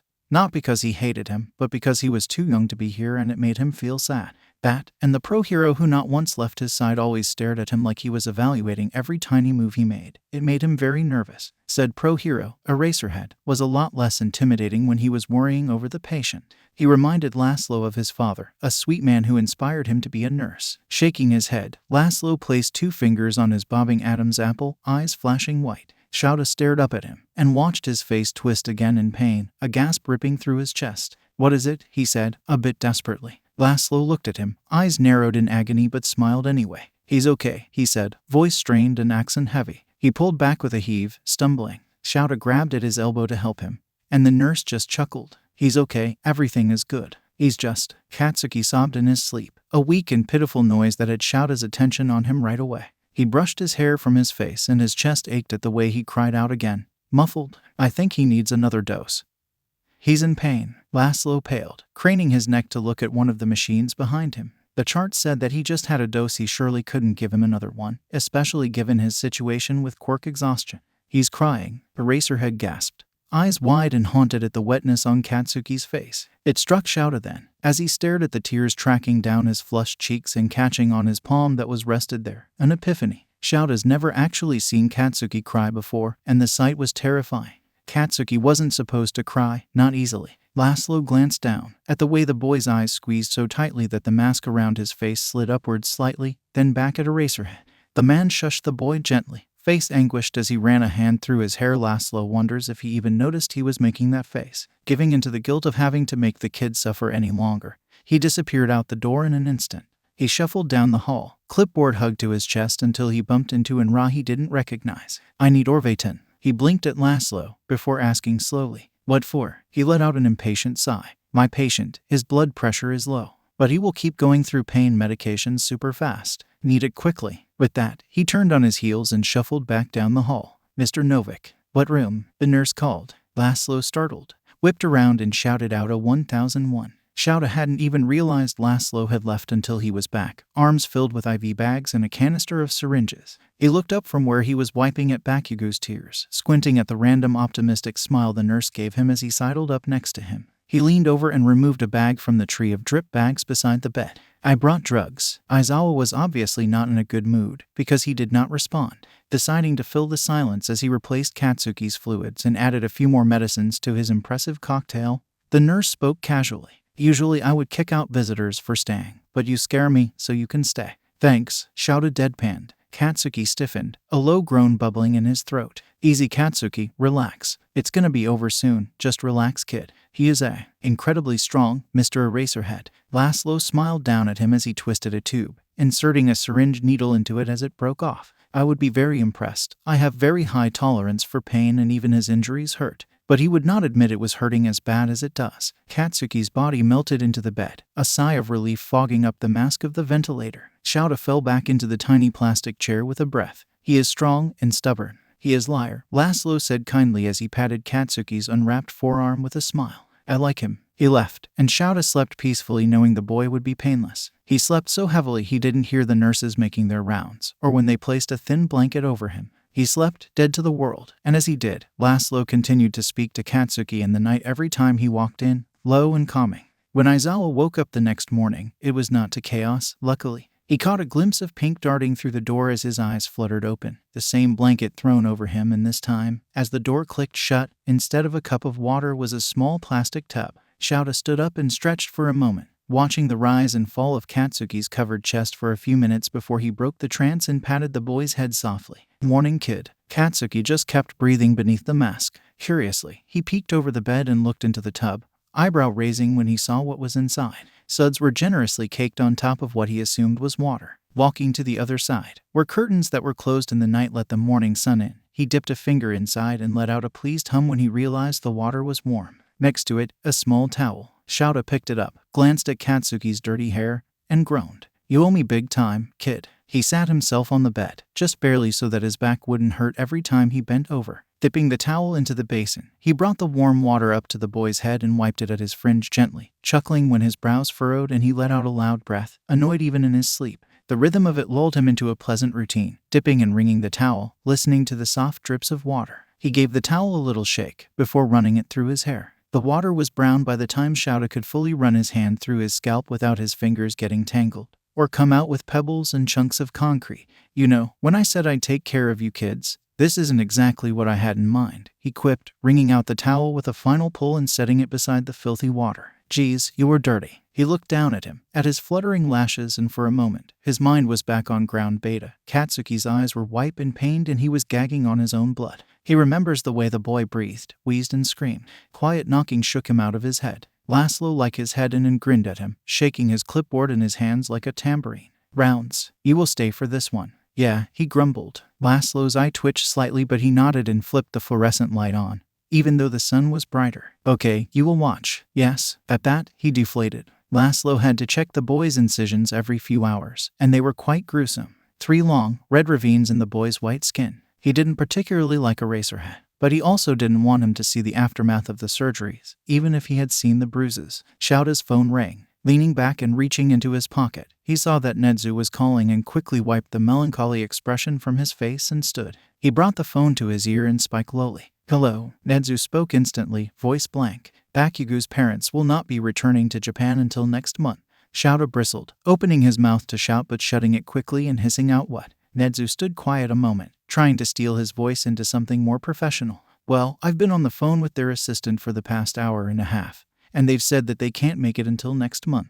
Shouta looked up at Laszlo, who quirked an eyebrow. He waved his hand as if to tell him to mind his own business. The nurse just looked at him, as if to tell him he could always leave the room. Why? He asked through his teeth, livid. The principal just sighed. Because they are busy. So up until then, we're his only legal guardians. What the hell do you mean? Huh? They're his parents. They should have been on the first flight home as soon as they found out their son was in the hospital. Shouta pinched the bridge of his nose, a headache quickly making itself known. Laszlo paused, from where he was sneakily hiding Eraserhead's view from Katsuki's bare chest as he checked the sutures, looking over his shoulder. No, that's bullshit, Netsu. They're busy people, he said glumly. So are pro heroes and they still manage to have functional fucking families. That's not entirely true. His heart stopped, almost twice. Did you tell them that? Netsu sighed again. When he spoke, his voice turned dark. Yes. Laszlo watched as the man's face twisted into something nasty and angry, his eyes flashing red literally. He's never heard of Eraserhead, and this was probably something his quirk did? How curious. The man looked up at the ceiling and groaned, before turning to look out the window of the room. That's fucking bullshit. Bye. Stunned silence. Laszlo didn't even know the man could look so angry as he stood there, glaring out onto the city as if cursing the skies themselves. Shitty parents. Shouta swiveled around to aim that glare at Laszlo, who laughed nervously. Don't you ever mind your own business? He gave him a little glare of his own, before turning back to Katsuki's chest. It was purple. Laszlo always was astonished at the way you could literally see the pattern of his ribs and collarbone just from the bruising alone. He is my patient. It is my business, he said lightly. Heaving a great sigh, Laszlo pressed his finger against the straight incision running down his sternum, and then the one that cut through his left pec. When he activated his quirk, the injuries told him that he was fast asleep and couldn't feel them. How is he? Laszlo jumped, whipping around as Shouta peeked over his shoulder. Rushing to cover his chest, he blurted, good. He is good, very well. Shouta quirked an eyebrow suspiciously, arms crossed as he watched the nurse stand up and write something on his clipboard, very avidly avoiding looking at him. Last time you said that he almost died. Laszlo glared at him from over his clipboard. I had no control of that, he mumbles. A crackle of a radio. Novik to the ore, Novik to the ore. He looked up at Shouta, cheery disposition back in place. I am needed. The man grunted, taking his seat beside Katsuki. Thank you. Laszlo gave a small bow and smiled. If you are needing anything, the cafeteria is on floor 3. A pause. You can leave, you know. The man glared. Okay, get out of here, I have calls to make. Laszlo's face fell, having been already halfway out of the door. His heart squeezed with something akin to pity at the thought of Bakugu's parents not coming to visit, and looked back at Eraserhead. Do not leave him for too long. A doctor had come in while Shouta was having his lunch of coffee and hospital crackers, white-haired and well-aged, but he stood tall at the door and stared at Aizawa with an unwavering intensity. Aizawa nodded quietly in greeting, letting the man walk up to Katsuki's still form and check his vitals. First, he stared silently at the monitor beside his bed, jotting down a few notes every now and then. The younger of the two watched him. Not unlike a hawk, forgive him, he's seen the boy get kidnapped one too many times. After a few checks to the boy's vitals, the doctor stared at Shouta for about an awkward minute or two. Shouta cleared his throat, wishing to just go back to picking lint off of Katsuki's blanket as quickly as possible. Is something wrong? Was the overdose intentional or accidental? If you happen to know. He wasted no time in asking, replying almost instantly. Shouta jumped, the implication of his question genuinely startling him, and then stood up, shocked. The doctor, his badge said, quirked an eyebrow at the way the man's face fell, but kept that same stony gaze on him. Aizawa wanted to say there was no overdose, that there was no intention to ... but as he stood stock still at the foot of the hospital bed, he found himself unable to. He was never really a liar, after all. He quickly sent a glance towards the pale boy, whose brows furrowed even in sleep and whose face was engulfed in plastic tubing, face falling as if seeing Katsuki through a different light. The doctor sighed. What overdose? The teacher's voice was weak with confusion, but as he turned back to Dr. Yu it grew louder, possibly scared, if he hadn't known any better. There was no way the sickness was from an overdose. The man shuffled, reaching into the pocket of his coat and pulling out a small, light blue paper. It says here, he took a moment to read, that Mr. Bakugo was suffering from what seems to be a nitroglycerin overdose. Oh, thank God. Shouta sank down into his seat, relieved. He pocketed the paper and said Aizawa with a much softer gaze. Mr. Eraserhead, he breathed. Once he's awake, we'll have to question him. If this is as it seems, I know Dr. Silva already spoke about therapy sessions. Seeing as his parents aren't here, he held up a hand. Doctor, I'm sure you are unaware, but Katsuki's quirk acts as an imitation of nitroglycerin. I can assure you this was an accident. The doctor fixed him with wide eyes, before humming.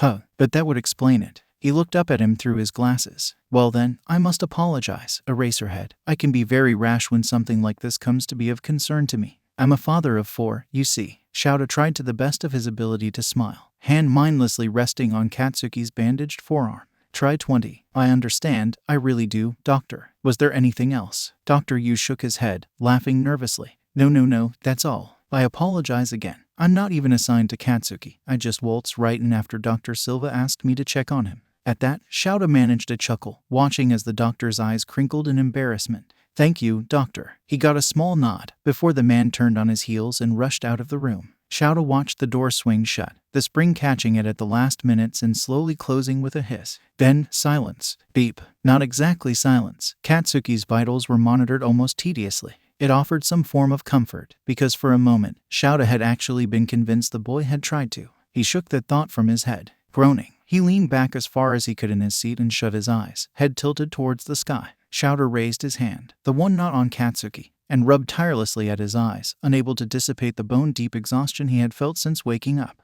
Having not left the same exact room for nearly 20 hours, he was growing a little stir-crazy. In fact, that only reminded him of how absolutely miserable Bakugo would be when he woke up. He would be quick to lose his mind.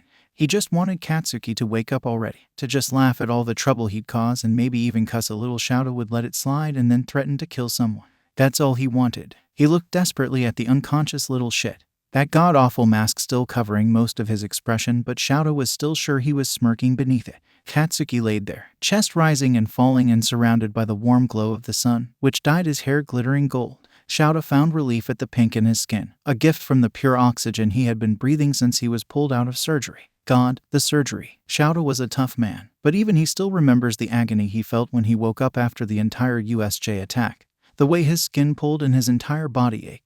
He thought that was bad, but now here he was sitting reading pamphlets with titles like Helping a Thoracotomy Recover and The Trauma of Surgery. It was beginning to freak him out. Laszlo hadn't even said anything when he walked in earlier that morning and handed them to him, along with a small cup of coffee. He just waltzed in, dropped them on the table, and walked out, flipping mindlessly through them. He tried and failed to read them aloud to Katsuki. He stopped about 3 pages in, when he looked at the blonde and realized how absolutely bored out of his mind he would be if he could hear him. So instead, he entertained himself with throwing little balls of rolled-up napkin into the wastebasket on the opposite side of the hospital bed, the one near the wide-open window with the beautiful view. He couldn't see the bin, and would give Katsuki a little smirk every time he heard the paper hit the bottom with a clink. "Me 6, he chided, tossing another. "It made it. Me 7, actually. And you, 0 Katsuki. Look at that. The first time you've ever lost." Katsuki did not respond to his teasing. The lack of angry cursing and spark killed the semi-delirious mood he had stirred himself into, and he slumped back into his seat with a loud groan,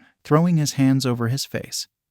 He held himself there for as long as he could without succumbing to the anxiety that never truly went away from yesterday. Now, Laszlo did mention that he thought patients could hear them, even when they seemed like they would never wake up. However, Shouta didn't really care to listen because he thought he was just some crazy foreigner. Now though, he was beginning to think the man was onto something. Shouta was growing tired of the boy deciding to cause trouble and panic every other hour.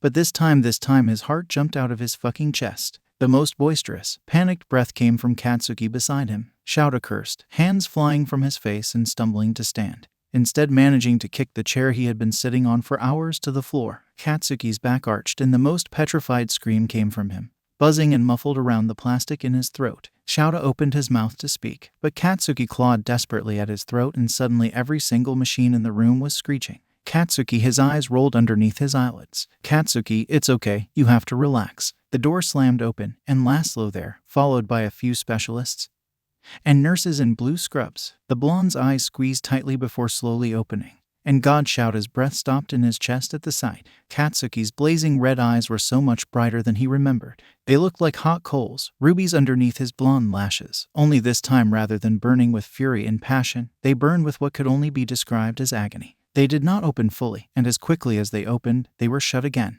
His face screwed taut and his gaping mouth tightened beneath the tubing. As quick and efficient as ever, a dark hand was quick to slip the mask off of his face. Shouta snapped his gaze to the nurse beside him, but Laszlo seemed focused too on Katsuki to notice. The nurses around them swirled in colors and noises, speaking loudly and not at all mindful of the patient.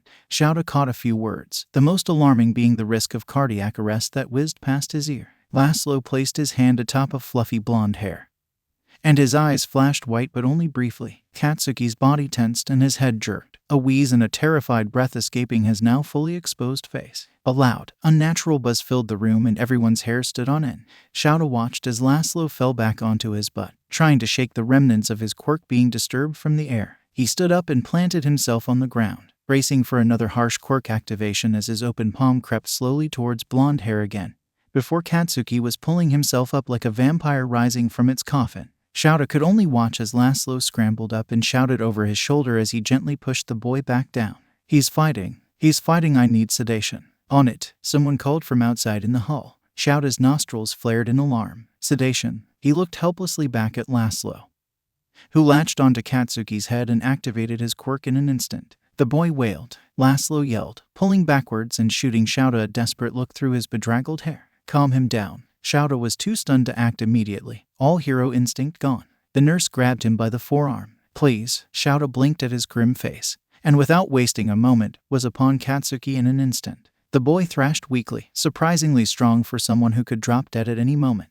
The ear-splitting song of the machines around them only seemed to startle the boy more, who in his drugged state was beyond terrified. Katsuki woke up in agony. His entire body was doused in flames and his bones were caked in shards of broken glass. They cut into his muscles from the inside and sent his entire upper body on fire. He couldn't even register that he was moving, which only multiplied the pain by tenfold. Slime was in his throat, and every scream that he heaved hurt so bad. He was confused and in pain. Katsuki was terrified. Shouta grasped at both sides of the boy's face, held gently in between calloused palms and straining as his neck twisted and turned in his hold. SHHH, Bakugo. You're in the hospital, Katsuki whined pathetically, gracing him with another flash of red irises. You need to stay as still as possible. Okay, I'm right here, kid. You're going to hurt yourself more if you move. The people surrounding them hadn't even been aware that the hero could speak so sweetly. The poor boy writhed, but as Shouta whispered into his ear, the fight in him died down considerably. Aizawa was one of the few people Katsuki knew he could trust. Hearing his voice was like breaking through water, and although he couldn't understand him, the once crashing waves of warbled screeching and confusion ebbed down into intelligible noise. God, it hurt so bad. Someone handed Laszlo a syringe, and they all waited with bated breath as they watched Eraserhead cradle the boy's head close to his own. His words were quiet, a low hum through the chaos and only for Katsuki to hear. A gloved hand pressed against the boy's chest lightly and Shouta looked down at it.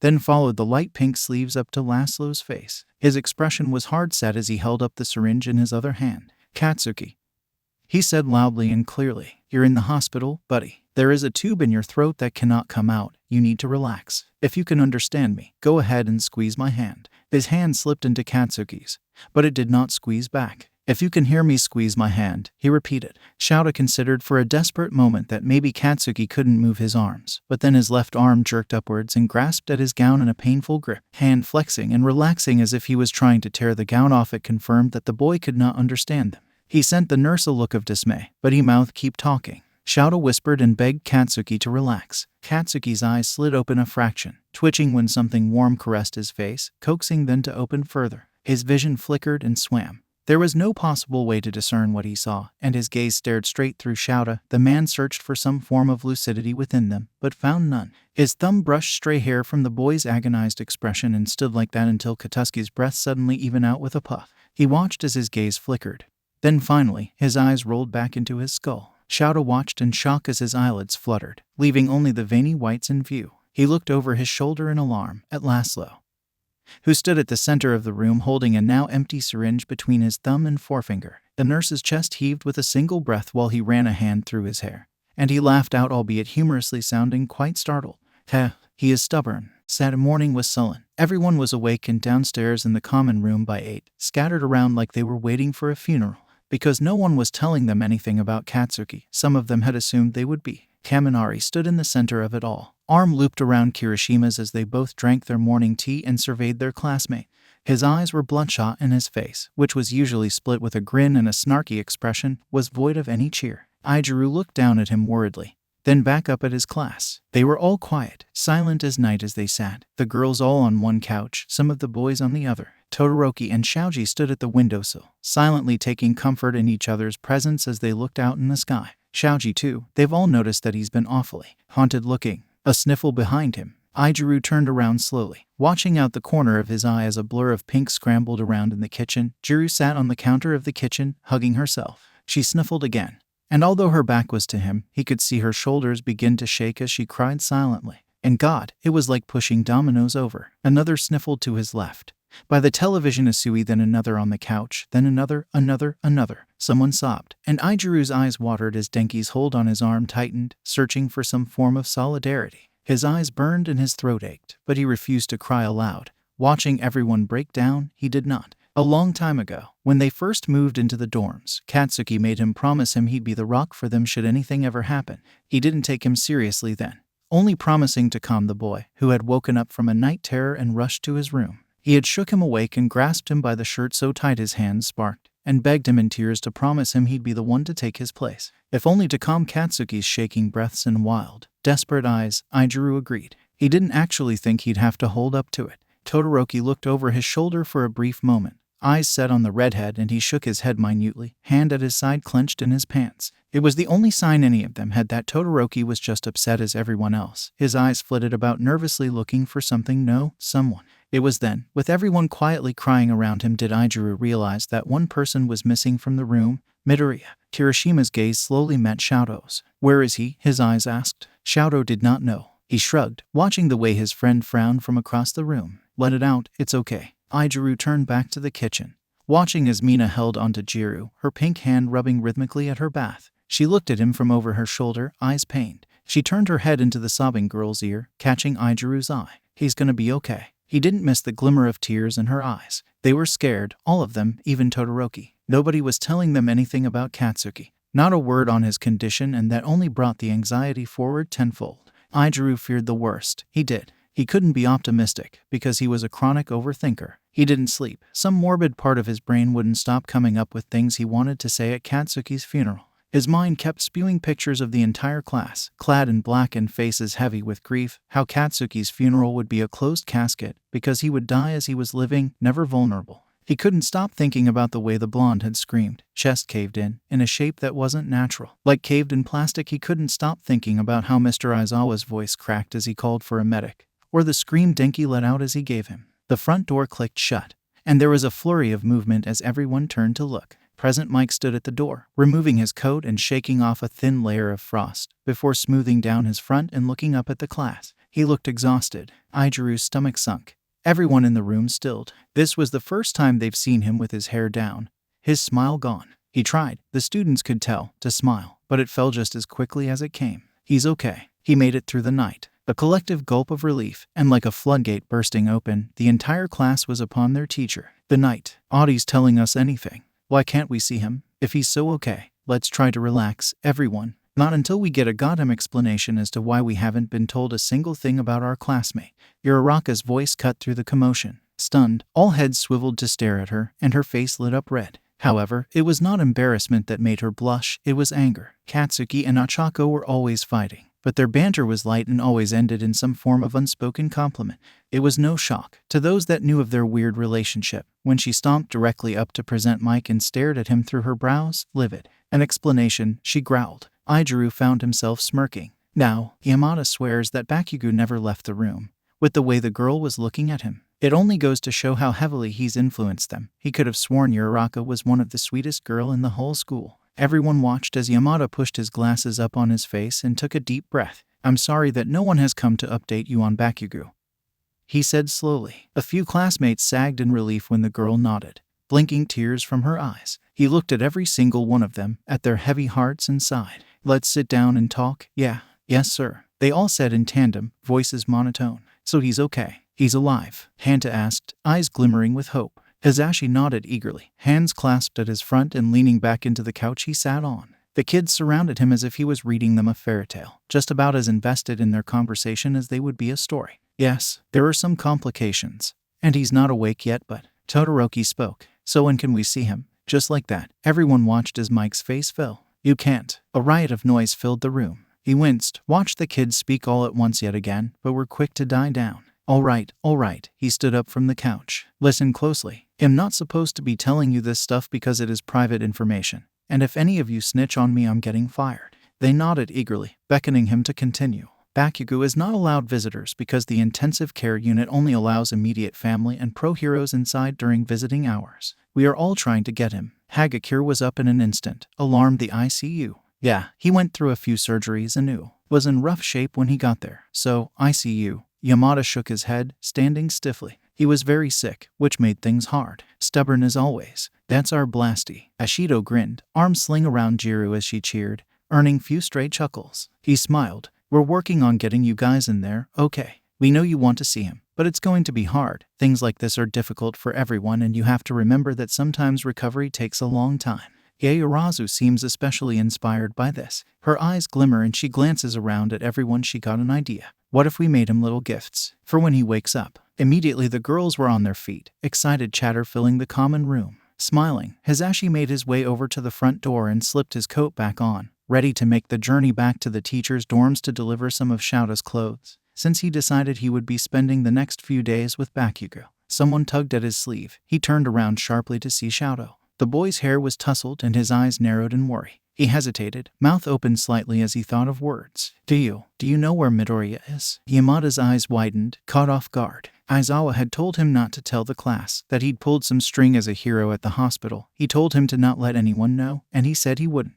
However, the boy was looking at him, face so much more expressive than he's ever seen. Yamada was a weak man. He's at the hospital. Shouto's face fell and he immediately stepped forward, afraid. What? Is he okay? What happened? Yamada held his hands out, laughing nervously. No, Todoroki, he's okay. He's who? He made a vague motion with his hand, beckoning him closer. Shouto leaned in, and Present Mike lowered his voice. He left before any of you woke up. Eraserhead thought it would do them both some good to see each other, he whispered. Shouto raised an eyebrow. I thought you said he wasn't awake yet. Hisashi sighed. He isn't. They weren't going to let Midoriya in. He stood there, at the gate of the ICU ward, staring at his feet and waiting for his teacher. The poor boy didn't sleep. He didn't speak. He was already up in the common room when he got the text at 3 a.m. from Mr. Aizawa. I'm going to sneak you in to see Bakugo. Do you want to? Of course he wanted to. Although some part of his brain was telling him he didn't deserve to see him. He was terrified to see what he had done, but he was losing his mind.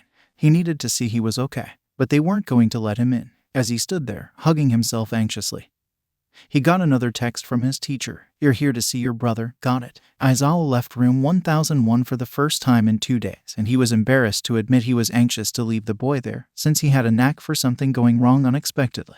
The man at the front desk watched Aizawa walk up to the gate and back at him. Why can't he come in? He looked down at Izuku, sorry, but didn't say anything. Izuku Bakugo. He's here to see his brother in room 1001.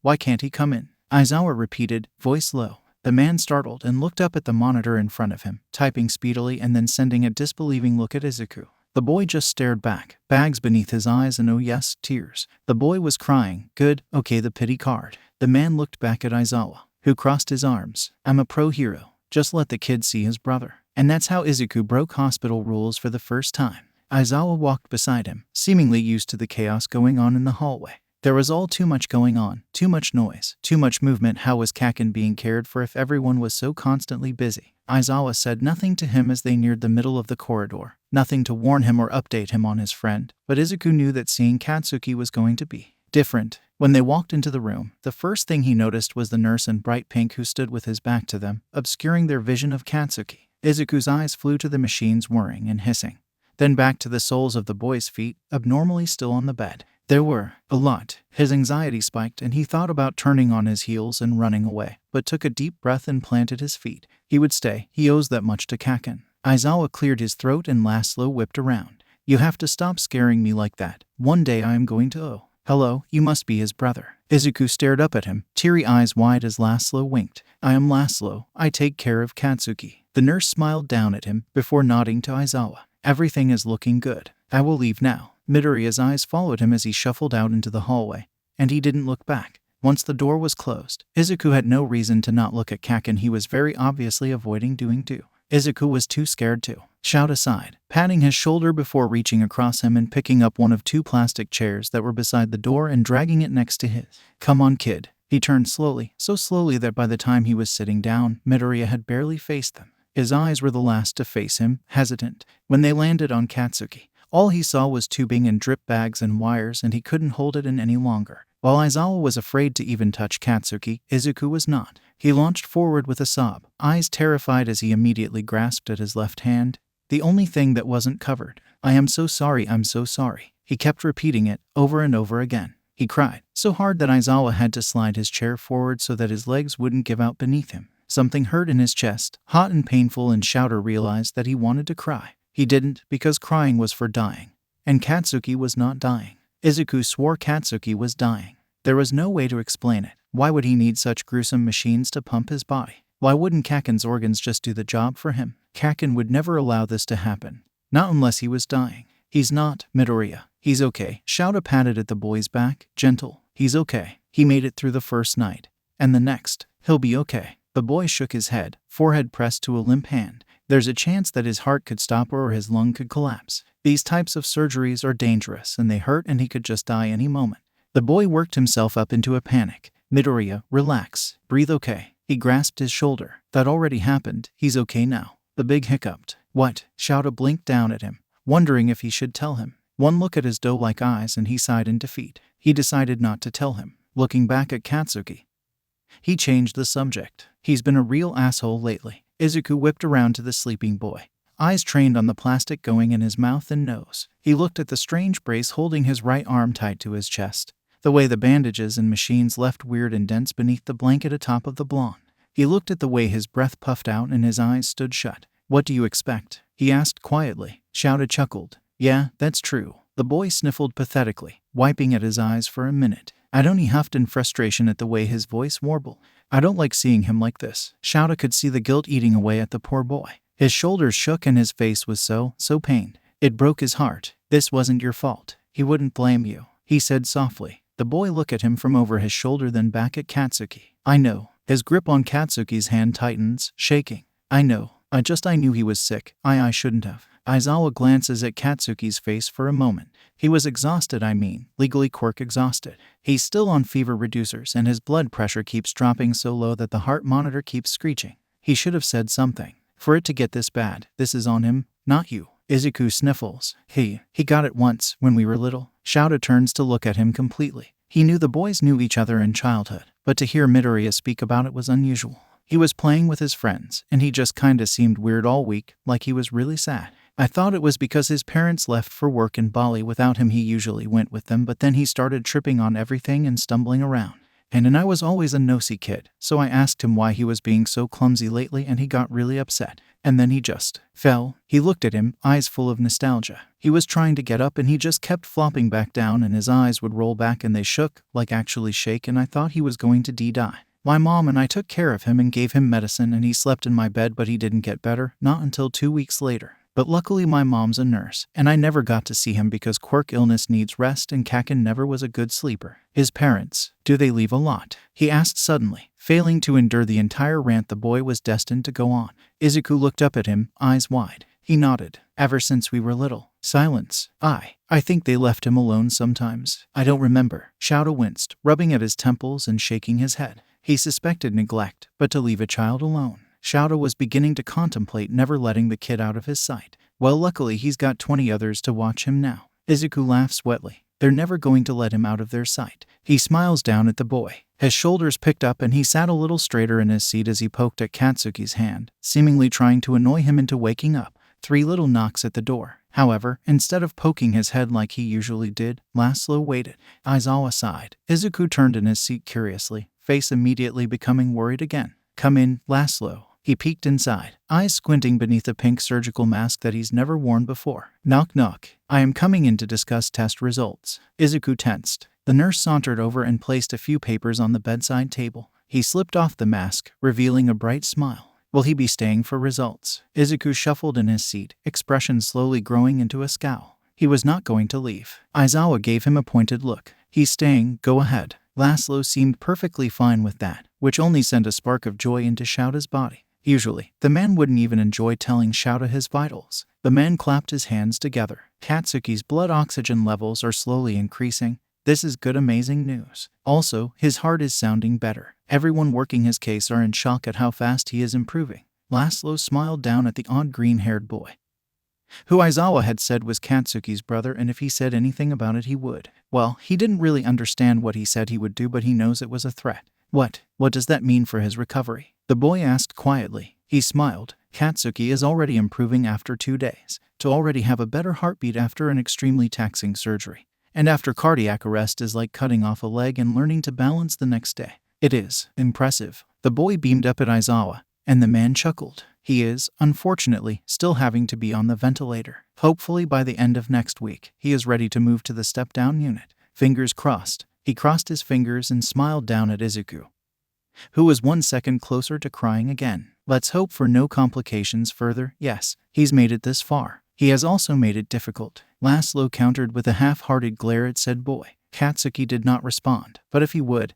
Izuku was sure he would be on the nurse in an instant, most likely insulting him. He's made it difficult, Midoriya questioned. Both of the older men groaned. Yes, Laszlo practically shouted. Yes, he has. I never have had a patient who will not tell me his pain. Usually with my quirk I ask how is your pain and they tell me. Katsuki tells me nothing, just says weird things. Izuku barks out a laugh and Aizawa finds himself smiling at the noise. This nurse was hilarious. What does he say? He prompts. I don't know, I'm not fluent in Japanese. Aizawa smirks. But what? Can you repeat it? Laszlo thinks for a moment, then says, in choppy Japanese, fuck off. Shouta blinks, before his face split into a cheeky grin as he reaches over and ruffles Katsuki's hair with a chuckle. Izuku chokes on a laugh and covers his mouth. What? Laszlo looked desperately at them. What does that mean? They didn't answer. The man sighed in frustration, before giving Shouta a glare. You people are mean. Patients in the ICU ward often experience vivid nightmares and hallucinations. It's a common occurrence, but that doesn't make it any less difficult. The best thing you can do is step back and let the nurses do their job, while also verbally comforting them. Shouta read this in one of the many pamphlets that some of the nurses that come in and out of the room have been handing him.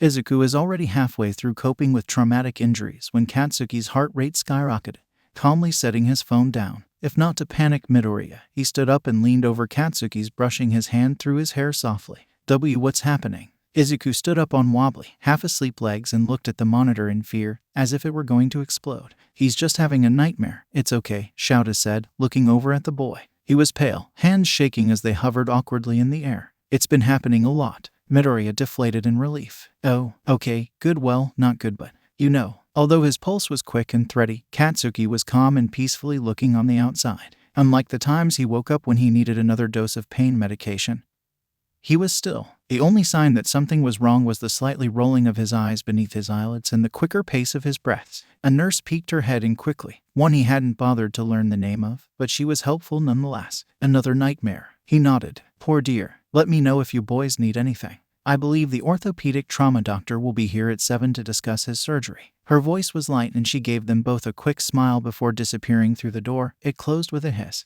Izuku looked back at Kaken, then at the way Mr. Aizawa's fingers were gently combing through his hair, and smiled to himself. What's going to happen Monday? Aizawa looked up at him. On Monday, are you going to stay here or will you go back to class? He asked curiously, hand patting Bakugo's calf in a comforting manner. The boy's heart rate lowered, noticeably so. I'm going to stay until Tuesday. On Tuesday, Recovery Girl is going to come by and try to treat the sickness that's keeping them from healing his other injuries. Izuku nodded, hand coming up to poke at Bakugo's foot rhythmically, smirking when Katsuki had no choice but to endure his antics. Okay, you'll watch him. The whole time, Midoriya looked at him with big, green eyes and found something in his teacher's gaze. Perhaps determination. Maybe it was the exhaustion. But he saw it then, a determination and protectiveness he had only seen once before when Aizawa had risked his life for his students.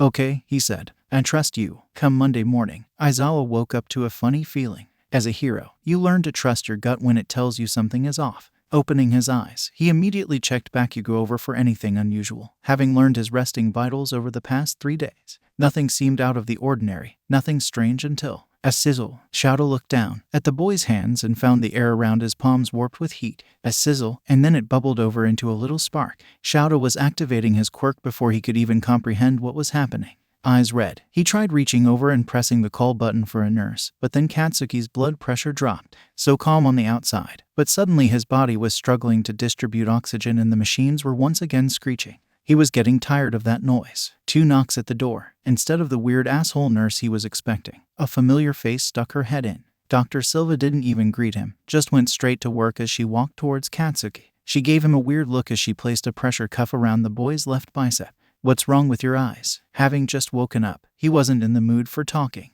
He blinked, and then suddenly the room was 10 times hotter than normal. She looked down when the strange sizzling noise buzzed through the air, the small spark, but before it could burst into its usual explosion, Shouta activated his quirk. Her eyes widened. Oh, that's strange. She immediately pulled down the sheet covering Katsuki's chest. It caught Shouta off guard, seeing as Laszlo always hid the boy's chest from him as if to save him some emotional damage.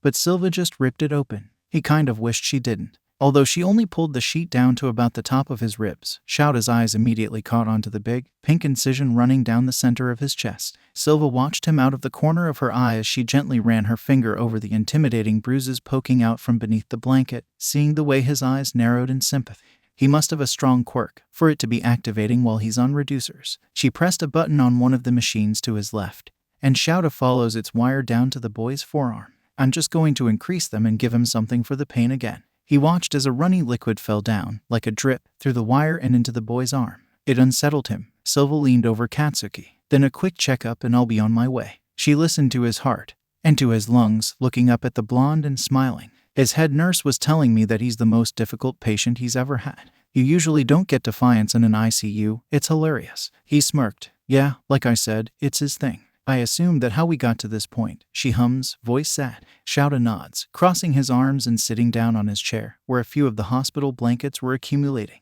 I heard that his healing session went well. Shouta nodded. After we got recovery girl in here, she managed to bring his fever down.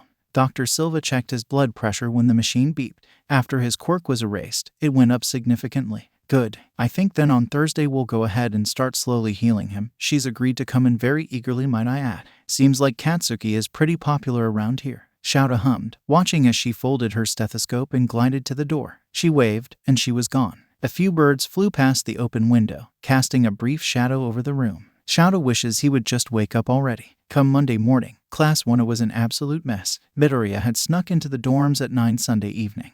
And as he was slipping off his snow-covered shoes, the kitchen light flicked on and Todoroki stood, in all his creepy glory, staring at him. Izuku shrieked, before chastising him. You can't sneak up on me like that. You can't sneak out like that, he responded, eyes narrowed. I didn't sneak out, he quipped. Todoroki crossed his arms. You snuck out. You were going to the hospital and that's why Aizawa invited you. Because you got caught and they told him. Izuku huffed, turning on his heels and stomping to the elevators. He tried making his way through the dorms as silently as possible, but Shouta simply followed. Just as Izuku reached his room and began unlocking it, avidly ignoring the presence behind him, Shouta broke his peaceful silence. Are you okay? His voice was uncharacteristically soft. Midoriya froze just as he opened the door, back turned to him. Are you sure you're okay? He asked again. Izuku's shoulders shook, hands slowly coming up to hug himself. He was getting tired of crying. Izuku sniffled. Yeah. A hand clasped his shoulder, turning him around. Midoriya's eyes were screwed shut and a few tears slipped past his lashes, and he hiccuped.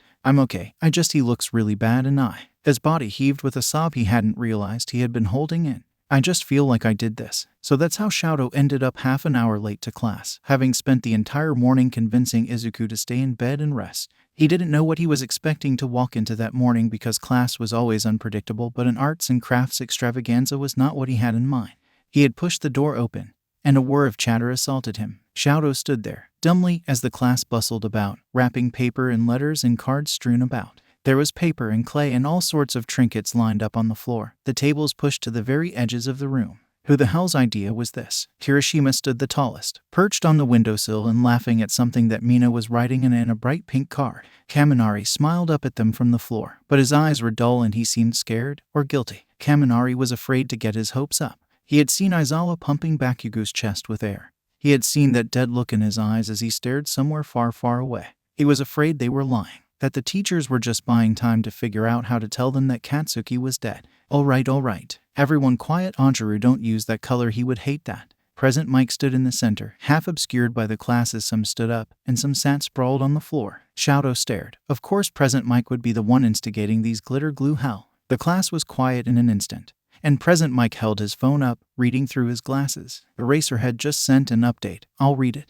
All eyes were on him. Shouta took a seat between Uraraka and Takoyami. And it says, fever is gone. Looks like he's healing up nicely, and he managed to activate his quirk wall on enough quirk erasers to knock an elephant down. How funny. The class cheered half-heartedly, laughing as Present Mike shook his head in mock disappointment. Kaminari allowed himself a little hope, especially when Mina lunged at him and hugged him for dear life. She sniffled and sobbed, but the smile on her face told him she was happy. It gave him hope. SHHH. I'm not done, guys. Hazashi read through the chain of messages, trying to decide which ones he should read. He chose the good news, opting not to tell the class that they still couldn't visit, not until he was stable enough to. His phone pinged, Aizawa's name popping up. Clicking it, he read the newest message. As soon as they've confirmed that his incisions are clearing up and his immune system isn't compromised, they're moving him to a different ward. He smiled, reading off the newest message with poorly concealed excitement.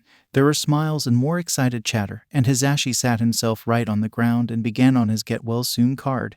They would do work tomorrow. The first time Katsuki woke up enough to know what was going on was equally terrifying as it was relieving. Shouta was not in the room when it happened. In fact, he was just arriving from Yui, pulling into the hospital that was a meager 15 minutes away. The receptionist didn't even ask for identification, because Shouta had been regularly visiting and checking in on a daily basis after classes. He felt guilty leaving Katsuki by himself and even convinced All Might to come watch him the Friday after the accident, a complete week. Now it was Saturday. Katsuki stood in the intensive care unit for a week. And of course, he chose the day he would be moving wards to wake up and give them all quite the scare. Shouta walked through the gate of the ward, and suddenly was met with far more noise than usual. As a hero, the noise reminded him of a battle, instantly putting him on edge as he sulked with his hands in his pockets. However, after a second he realized that it was a patient likely causing such chaos, and it took him a second longer to realize that that patient was Katsuki. To anyone watching, it would have been hilarious to see him deflate in relief only to jump up and start jogging in the middle of a hospital, bounding forward with a start and a light curse. He was weaving through a crowded hallway of nurses and nosy onlookers, pushing his way to the center of the hallway. The door to room 1001 was blown wide open, and the frenzied words everyone inside was speaking scared the shit out of him. Just when he thought Katsuki would live, he had somehow convinced himself then that the boy had suddenly died while he was gone. God, the kids had just finished getting him all these gifts too. Katsuki, please relax. We cannot remove it if you do not calm. A familiar voice was cut through the commotion, breaking off with a loud yelp. Shouta pushed through, breaking through the crowd with a deep breath and coming to a complete stop when he was in front of the bed.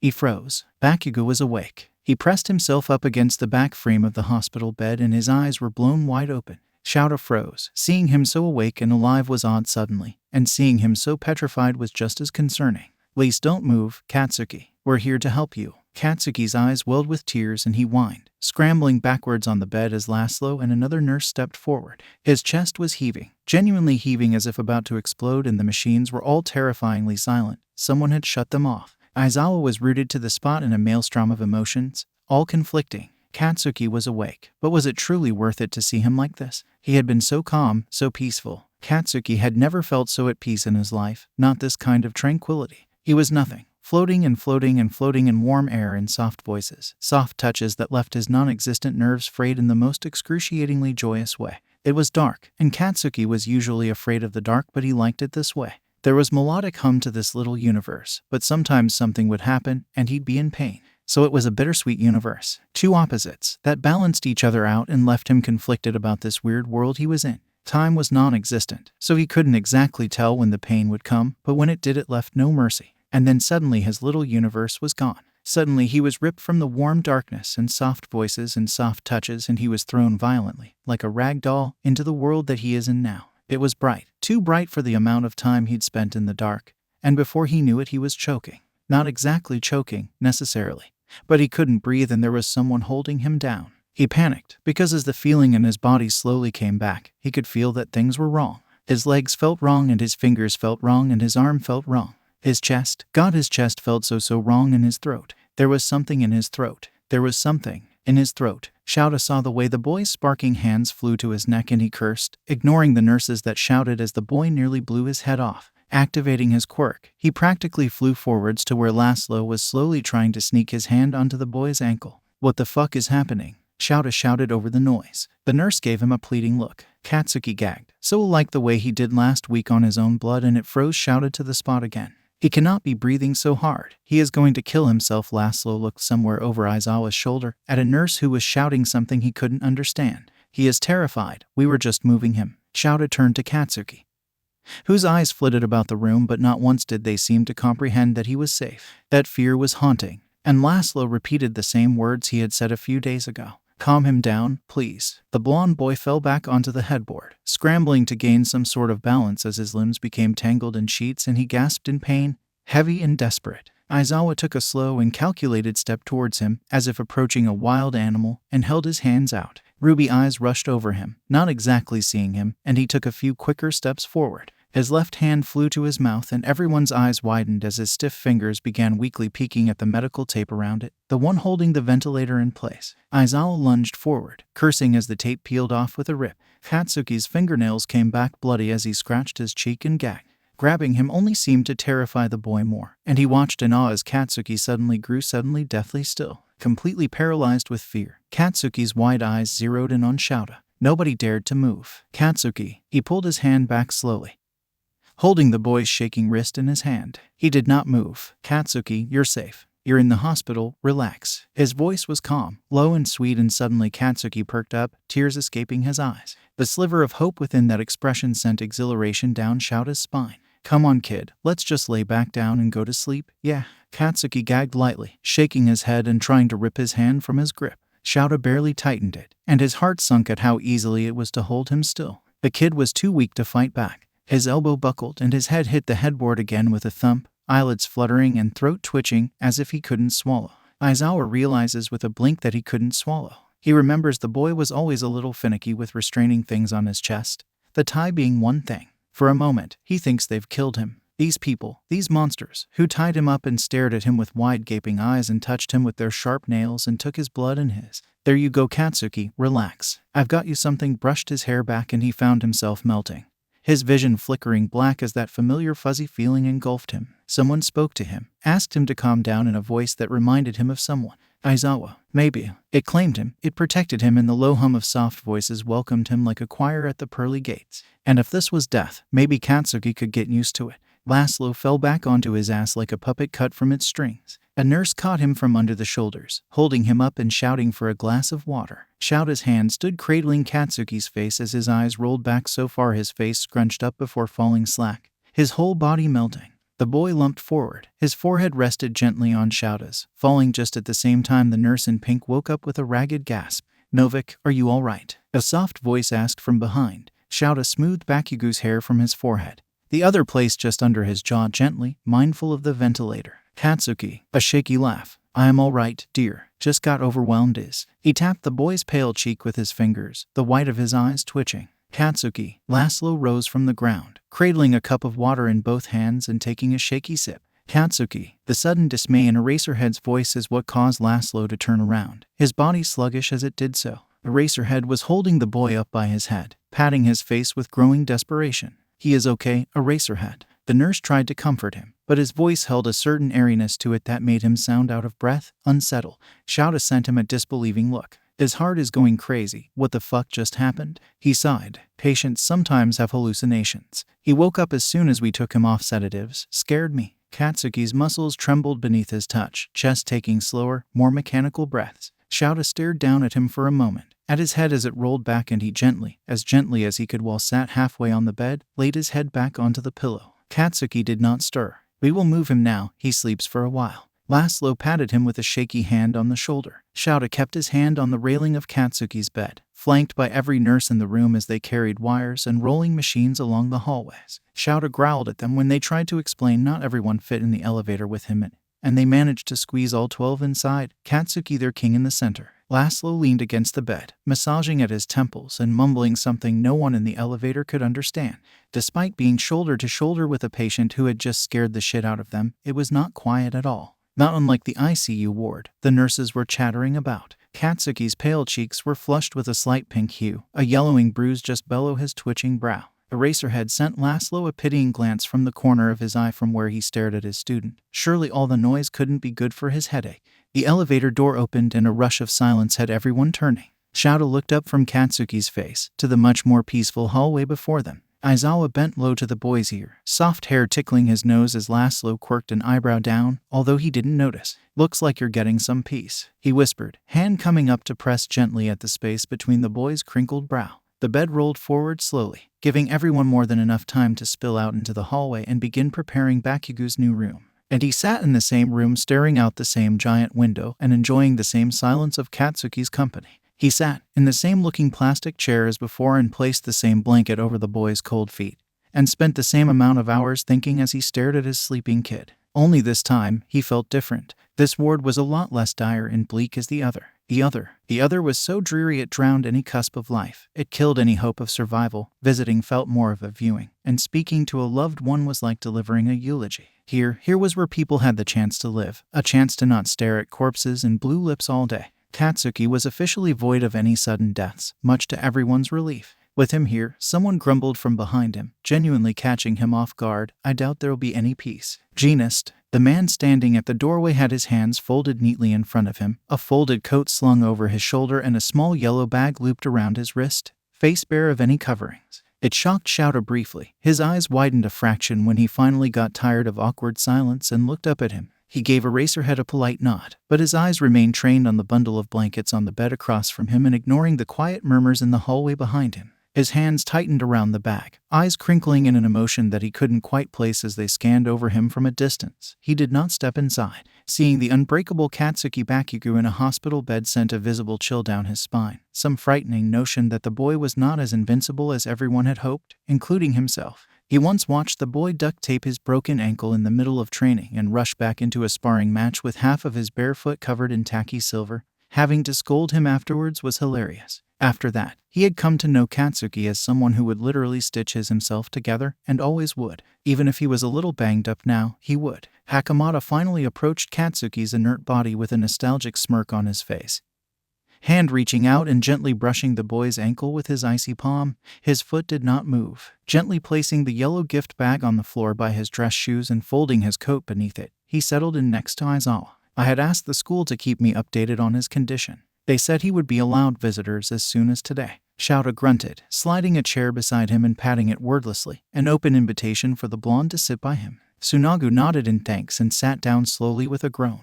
The brunette looked back at him with a slight crease to his forehead. How's the chest? Tsunagu looked down to Katsuki, to the way his right arm was held so tightly to his chest by a sling that even laying down it held up, then back to Shouta. Much better than his, I'd say. The man snorted, rubbing at his eyes and letting out an amused huff. I'd watch the way you spoke around him. He's been making a habit of retaliating any time someone said something mildly sarcastic. They both chuckled, lapsing into a comfortable silence with only the sounds of the hospital and Katsuki's steady puffs of breath beneath the ventilator to serve as ambience.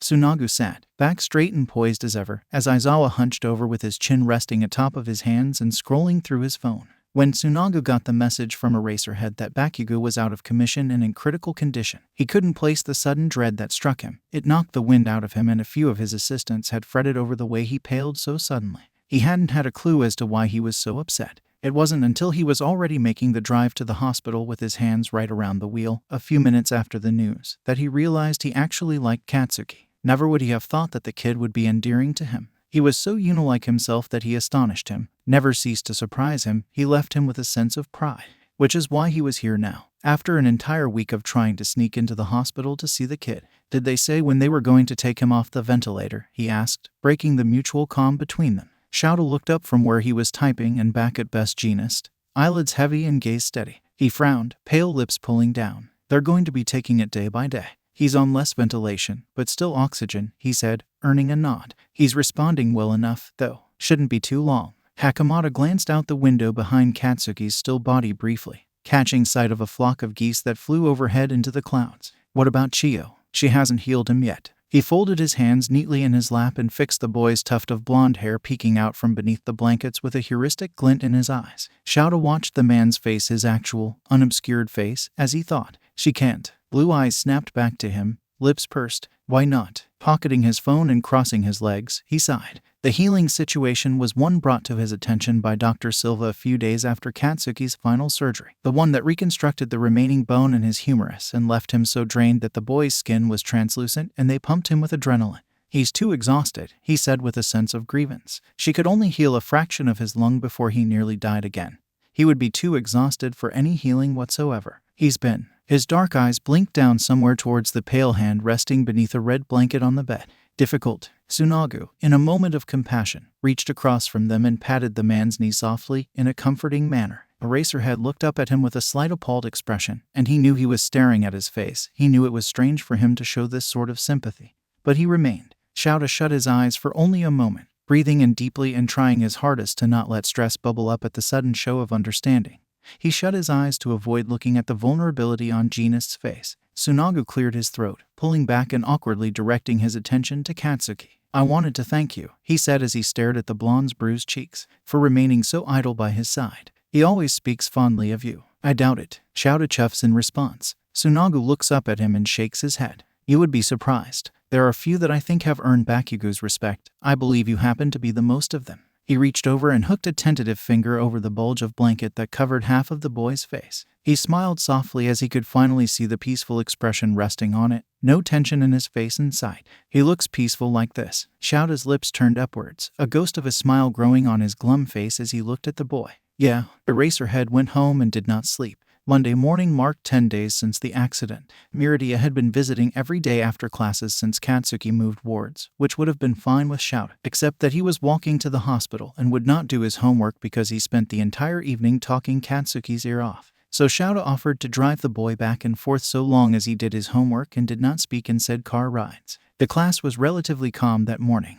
all sitting in their seats but still whispering among themselves. Shout aside, knowing that the chance for peace would be ruined after today's Bakugo update. He slammed his hand on the table and smirked internally at the loud screams that followed. All eyes turned to him and he glared at anyone who looked at him too nicely. He cleared his throat. You will all be able to visit Bakugo starting Toda. Almost immediately students were letting out triumphant shouts and shooting out of their seats and into each other's arms. He smiled, since no one was looking, and let them have their peace for a little while. They couldn't even describe the relief. Kirishima was so ecstatic he swept up everyone in his arms and gave them a kiss on the cheek or the forehead, as many people as he could. Really? And many laughed at his antics, but he couldn't care less, was happy. His best friend was going to be okay. God, he could cry. Midoriya surprisingly didn't cry. Perhaps it was the fact that he had already been visiting Katsuki, but he gave everyone just as much cheer as they did him. Smile a little flat as guilt wavered in the back of his mind.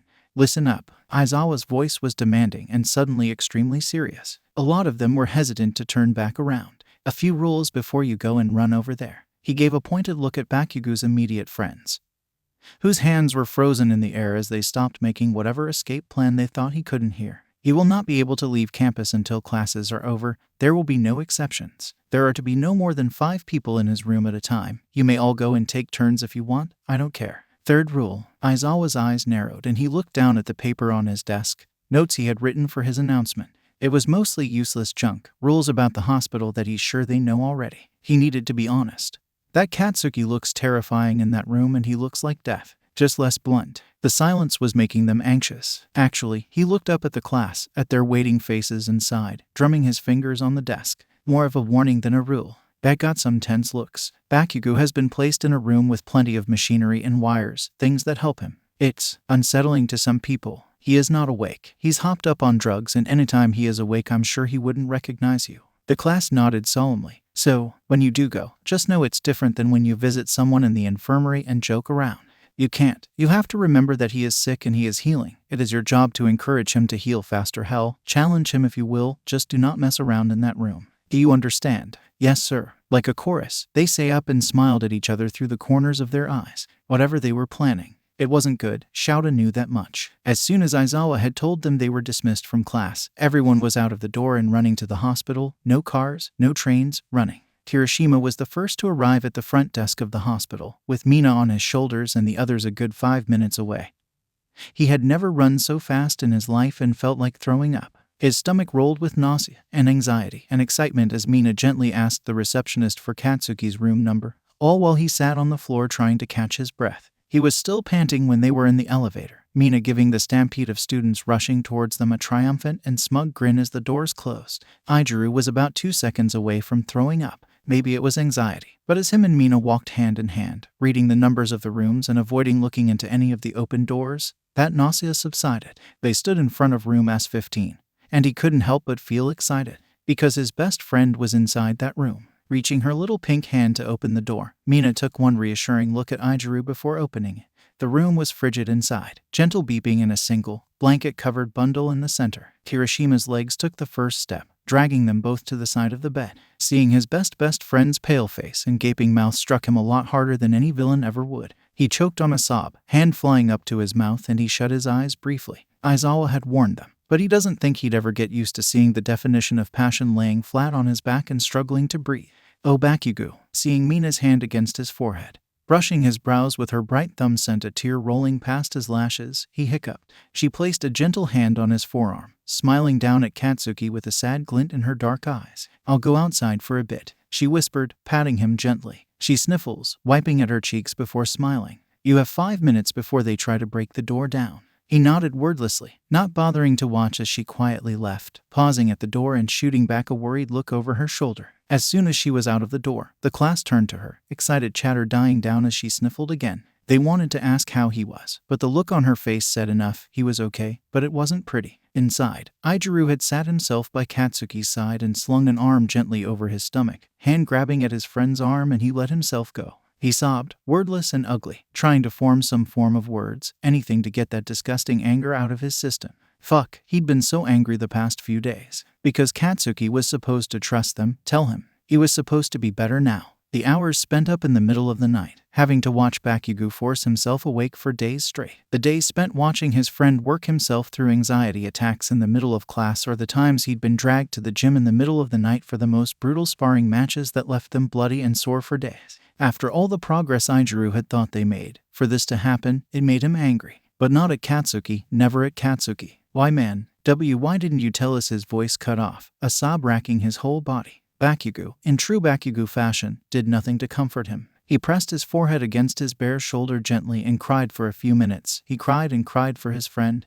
He missed him. A gentle knock at the door had him shooting up in his seat, wiping at his tears and putting on the brightest smile he could. It was dull. "Knock knock. We come bearing gifts for the sleeping prince." Denki bounced through the door, arms full of bags and boxes. Shiro came in next, with blankets and stuffed animals, laughing and throwing a mocking look over his shoulder at the class behind him as they yelled their greeting.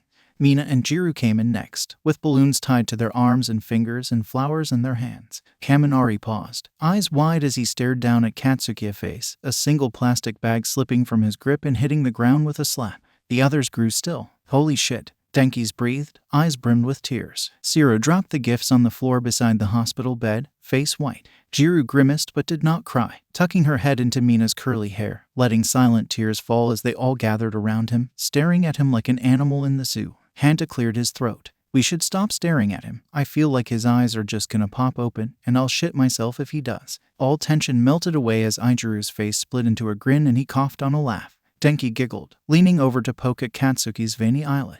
Jiru smacked his hand away with a heart laugh and smoothed her hand over the boy's cheek, an awfully sweet gesture that had Aijuru looking up at her with wide eyes. They spent the next hour talking to Katsuki, or about him, or just keeping him updated on school life. Kaminari told him that they broke into his room and decorated it for when he went back. But then Aijuru had popped all of the other balloons. "Don't spoil the surprise, you asshole," Jiru hissed as she ripped the stuffed bear they had bought him from Kaminari's grip, effectively stopping his attempt to smother the poor guy with it. Shiro laughed, snatching it away and tossing it to Aijuru, who had been watching them all with a small smile on his face and caught it with ease. He tucked it under his arm and watched them bicker. "He's asleep. He's in dreamland having big dreams. His surprises are the least of his worries right now." Katsuki's eyebrow twitched and he let out a loud huff, brows scrunching in his sleep. They all paused, looking at him. Mina turned to them with a wolfish smile. "He heard Yao," she sang lowly, waggling her balloon-tied fingers towards the boys. Kaminari's face twisted in fear and he shuddered, although in a joking manner. He shook his head. "No, he's just dreaming. Being a big dumb idiot doing stupid dreaming stuff." Another huff. Aijuru blinked down at the blonde, smirking as he reached over and brushed his hair back. Katsuki slept on. "Guys, you're being too loud. The sleeping prince demands his peace." Hanta looked up at them from where he was looming directly over his face, breath tickling the blonde's lashes. Aijuru snatched his forehead lightly, and he fell back with a yelp. "Leave him alone. Maybe if they bother him enough he'll." A sharp knock to the hospital room door. Everyone froze. "Your hour and a half is up," someone called from behind the door. "Time for the next group." They all groaned, throwing their heads back in dismay, but eventually stood up. Kaminari placed a gentle hand on Katsuki's chest, feeling the steady rise and fall from beneath the blanket for a moment.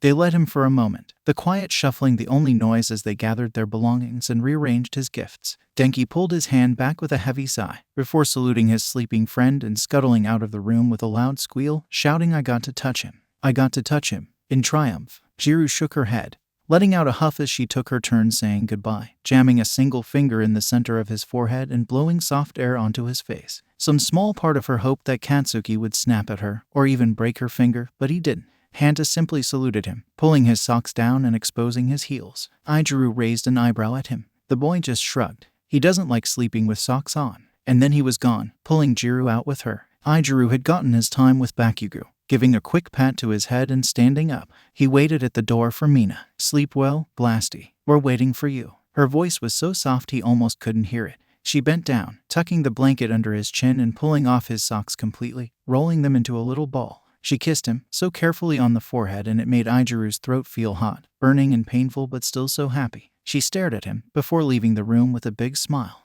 Ijiru followed, holding the door open for Todoroki, who held his gaze for a moment. It was nice while it lasted, and they would be back tomorrow, and the day after that, and the next. Seeing Katsuki in his little hospital bed covered in blankets was always going to be emotional for everyone. Uraraka had cried the moment she saw his feet peeking out from beneath the blanket on his legs, the same red one that Momo had made him. Said girl also broke down into tears when she realized someone had washed the blanket, the red now faded and free of dirt or blood. Shoto sat at the foot of his bed every day, an icy hand unconsciously resting on his knee as they spent the next hours talking, mainly about training. Bakugo didn't seem to mind. Midoriya hardly spoke. In the past 2 weeks they'd been visiting, and he hardly said a word when other people were in the room with him and Bakugo, but no one mentioned it. Everyone visited at least twice a week, his closer friends going as far as spending the entire week with him. School was busy, training picking up as the winter weather got a little warmer, and as soon as it came, January passed colder than normal. Come Valentine's Day, Katsuki's room was filled with flirty little gifts and plenty of embarrassing photos of him with heart stickers and cheesy notes. When Katsuki's friends snuck into the hospital earlier than normal, they had caught Mr. Aizawa reading the blonde some of those notes in some gaudy attempt at angering Bakugo into waking up. He did that a lot now, reading to him. Other people read to him too. Takoyami, giving him his weekly dose of teenage angst, and Momo, who read nothing but theories that would have no doubt melted his brain out of boredom had he actually been awake. Mina and Best Jeanist had been unknowingly stretching Katsuki twice a day. Hakamata had been doing it every morning, when he visited right before work and did his best to make Katsuki's recovery as painless as possible. Mina had been doing it every evening, when she read an article that it supposedly helped patients gain mobility back after waking up. Blasty was asleep for almost 5 weeks, of course. They took care of him. They lived their lives, far more lonely and far more bleak than usual. The silence was the most painful of it all. Katsuki was always loud. In the dorms, he'd shout and curse and blow things up, but it was life with him. They loved it, and now that it was gone they missed it. Kirishima especially, but only few could hear him pace Bakugo's dorm room at night. Class was definitely bleak without him. Some students had grown guiltily accustomed to the lack of grumbling or threatening screams, but others would wince at every announcement of sparring that wasn't met with Bakugo's usually loud battle cry, missing something they never thought they would. So yes, they missed him, but Katsuki didn't care. He slept on, selfishly indulging himself in the peace of his own dreams. On the morning of February 23rd, a national holiday, Laszlo cleaned Katsuki's room again for the 5th time in 2 days. The room was gathering dust, stale blankets and piles of untouched gifts. It made him sad. He hummed to himself, bustling about the room and replacing the blankets over him. It was cold after all. The balloons Katsuki's friends had brought the first day they came were deflated, lying on the floor besides trickling of dried-up petals. The dull hum of the hospital lulled them both, and as he gathered up bunches of wilted sunflowers and dying roses, he replaced them with the fresh ones his friends had dropped off early that morning. When he was finished, he checked the mangled scars on the boy's body, lifting his gown and exchanging tubes for fresh ones. After that, he grew curious and decided to check on the boy himself, so he placed his hand on his forehead and activated his quirk. A flash of white, and he was floating. He called out good morning, not expecting a response. The floating darkness, the chasm of a body surrounding him responded with a grumble, unintelligible but still a response. He hummed pleasantly. He never actually spoke to the patients. It was like connecting with his body, rather than his consciousness. He asked how the body was feeling, and the body said odd. It felt odd, pain but not really. It was strange and Katsuki was very confused. He smiled. Shoto spent his holiday in the hospital. He washed Katsuki's hair again, checking his vitals and cleaning the sweat from beneath his forehead. He changed his socks, moved his gifts and flowers around, and read to him some more. He's come to respect Laszlo in the time they've spent talking in the little hospital room. The nurse was the epitome of dry humor, and sometimes he would hold one-sided arguments with Katsuki as if out of pure boredom. He spent the entire morning checkups bickering with silence, ignoring Shoto almost completely until he zoomed out. That particular day, he was the first to speak, instead of Laszlo's usual grumpy greeting. His eyes remained trained on the nurse as he began prodding at the kid, leaning close to his face, humming, then reaching to adjust his oxygen intake a little. Is he going to wake up? The nurse hummed, looking up at him from Katsuki's chest. Shouta blinked, voice low as he repeated, is he going to wake up? The man stared at him for a moment, eyes searching for something within his expression, perhaps a joke, but found nothing of what he was looking for. He stared for much longer than necessary, unsettling the other man while he was trying to find his next words carefully. And finally, he spoke, short and clipped. When? Aizawa's brows furrowed in confusion. What? It is when will he wake up? Not is he going to wake up. That was awfully sweet. Shouta blinked up at him, watching as Laszlo avoided his eye and tucked a freshly washed blanket under his head. You think he will? He asked quietly, feeling guilty at the dying hope in his voice. It's been too long. He was beginning to doubt the boy's stubbornness. He will, soon I think. Laszlo smirked. He likes to wake up at the worst times possible. And it was the truth. Every time the boy woke up was worst-case scenario. Luckily, though, he stood asleep for the entire time they removed the ventilator in his chest. They slid it out with precision. Every single nurse and doctor's eyes would snap back to Katsuki's face every few seconds, obviously preparing for him to wake up mid-procedure. He did not, thank God. Shouta was the only one in the room the first time Katsuki woke up. He had been reading a book, scanning through teacher forums and lesson plans, indulged completely in what he was reading. He probably wouldn't have even noticed he was awake, if not for the sudden blink of red in his peripheral vision by his thumb. He looked down and nearly passed out in shock at the half-opened, doe-eyed gaze staring up at him. Katsuki laid in bed, unmoving except for his head, which had fallen to face Shouta, crimson gaze hazy but still scanning his face shakily in an unexpected show of lucidity. Good morning, Katsuki. He couldn't help the soft delight in his voice as he looked down at him. How are you feeling? The kid just blinked up at him lazily, eyes slowly tracking the movement of his face. Shouta turned in his seat, leaning on the railing of the hospital bed and dropping a hand to the boy's shoulder in a shabby attempt at grounding him. Katsuki only stares at him with an almost childish expression, seeming so much younger. He knew the boy couldn't answer. Laszlo had mentioned some time ago that even if he did wake up, he wouldn't be able to speak for at least a few days from the soreness in his throat, either that or the drugs. But Katsuki wasn't on heavy sedation anymore. Katsuki blinked. Do you need anything? He asked in a whisper, voice lilted with something light. He watched in astonishment as, after a moment of slow blinking and wonder, Katsuki's lips moved. He made no noise, sluggishly mouthing words he couldn't hear. He kept repeating it, over and over until Shouta understood that he wanted to sit up a little. Slipping his hands underneath bedridden hair, Shouta leaned in close enough to finally hear the whistle of air in his ear. Zawa. And it sent something hot through his chest, like a lightning bolt of sweltering joy that pained him in the most beautiful way.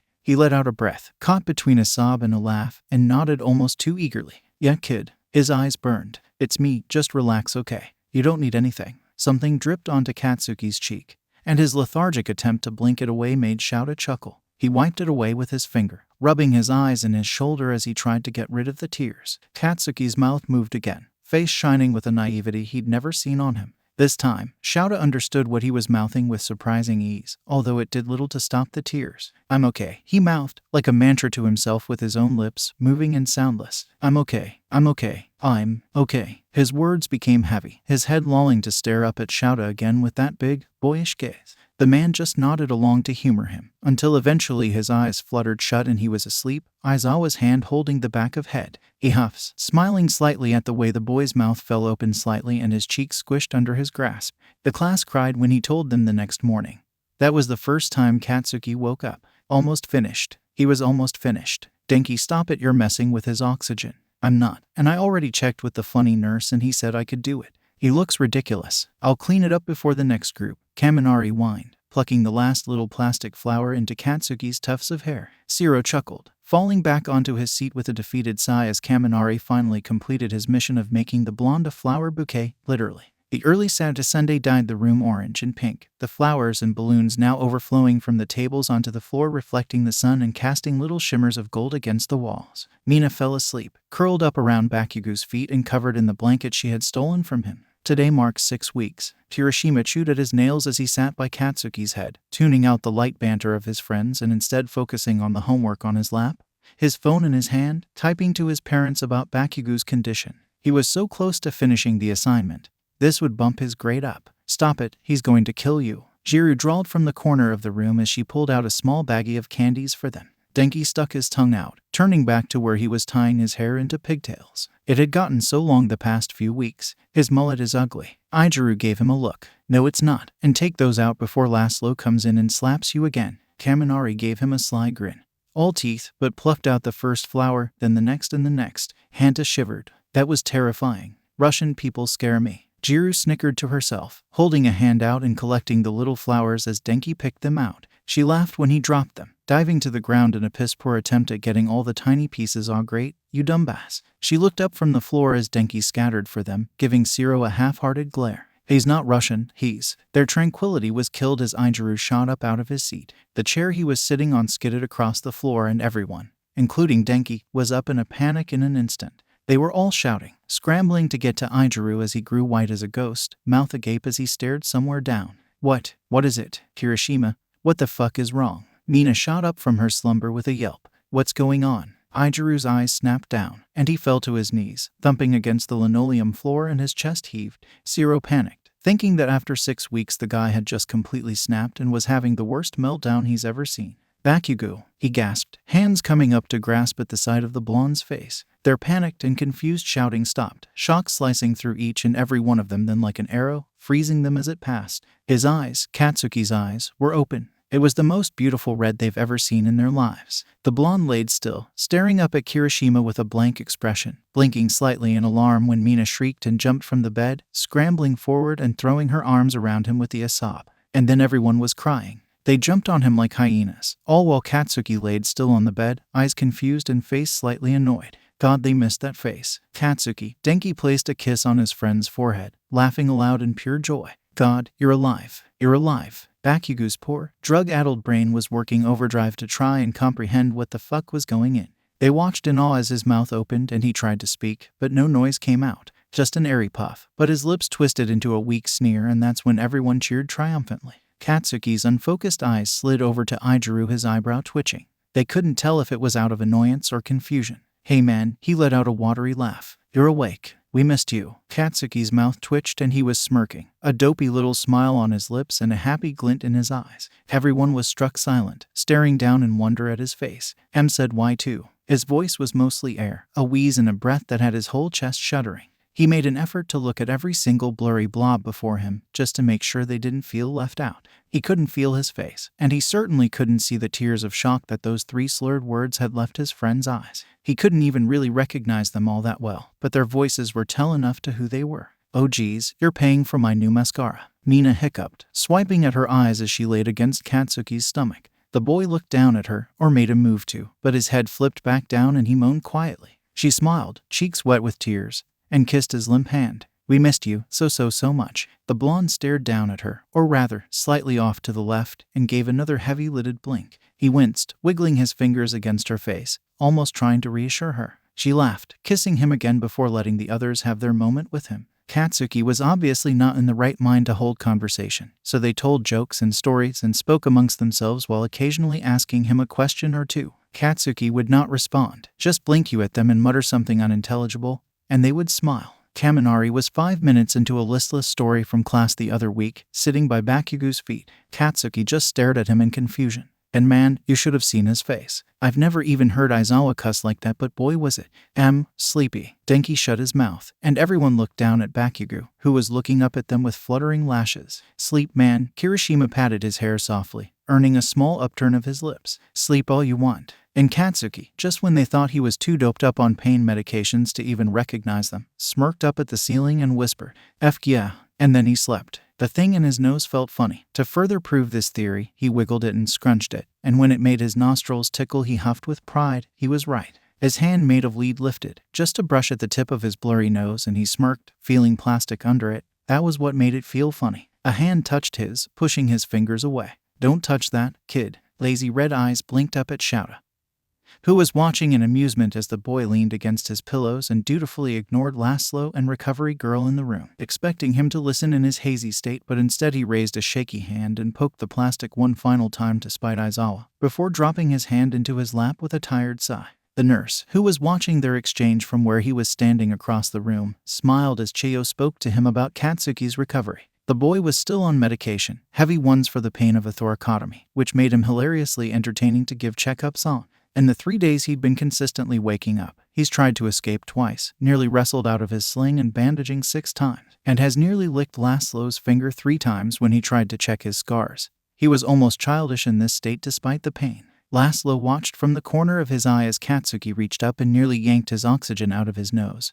Chuckling when Eraserhead sprung forward with a curse, Katsuki fought back with the strength of an infant, pouting. Really? The man glared at him, swatting his hand away. Katsuki growled low, an animalistic noise that had Laszlo's eyes widening in shock and Shouta's eyes widening in joy. Shio smiled up at them, patting Laszlo's sleeve in mock comfort. "You get used to it." They approached him causally. Shio got to see him for the first time since he woke up, and noted the healthy tinge to his skin, albeit a bit pale. The boy's face was gaunt and his eyes were lined with bruise-like bags against his dull color, but he seemed more lively, more curious now that he was awake. And although he could barely hold himself up, and would shake and struggle to breathe through the sharp little pains in his body, he squared his heavy shoulders and gave them all his best grumbles. They, of course, fell flat and only made him seem more delusional than he was intending. "Now we're going to remove these. If you start feeling pain, let me know." Shuzenji pulled at the bandages around the center of his torso, ones that were no longer needed to protect his healing skin, and tried to tug. Katsuki just blinked at the ceiling, lifting his hips off the bed so she could slip them beneath and around,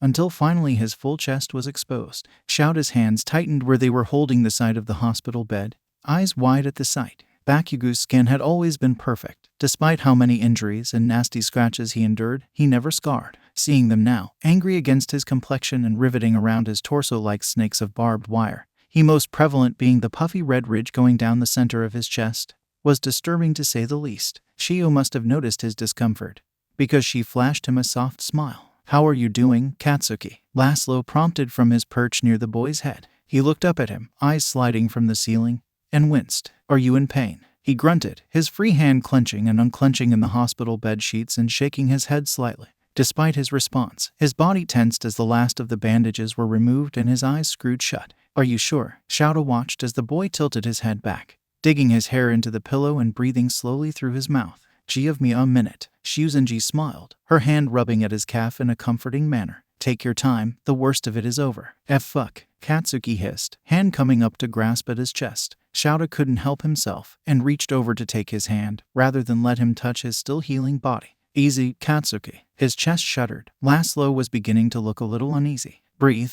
Shio hummed in thought, ceasing her efforts to calm him and instead paging a doctor nearby with her radio, quietly as to not stress Shouta out more. However, as Katsuki's back lifted off of the bed and his neck strained in agony, he was beginning to grow upset either way. Recovery would be painful, and quirk interference would be futile. This pain would have to last, because Katsuki's body simply could not handle a healing. Katsuki groaned, a high-pitched whimper following as his hand tightened in Shouta's, fighting to free itself and grasp at his chest. "Is there nothing you could give him?" he asked, shooting the two a desperate look. Laszlo just shook his head, keeping a close eye on the boy but making no move to increase his dosage. Shouta knew they couldn't do that because of the boy's quirk, but wished for it anyways. The boy took a desperate gasp, scaring them all out of their silent worry before falling limp against the bed with a sigh. Shouta worried he had passed out, but his head had rolled to face him and his hair fell over his face, revealing a gleam of wary red from underneath. "You okay now?" Katsuki panted, head tilting in a nod. He hummed, eyes fluttering and fingers twitching as the remnants of pain lingered.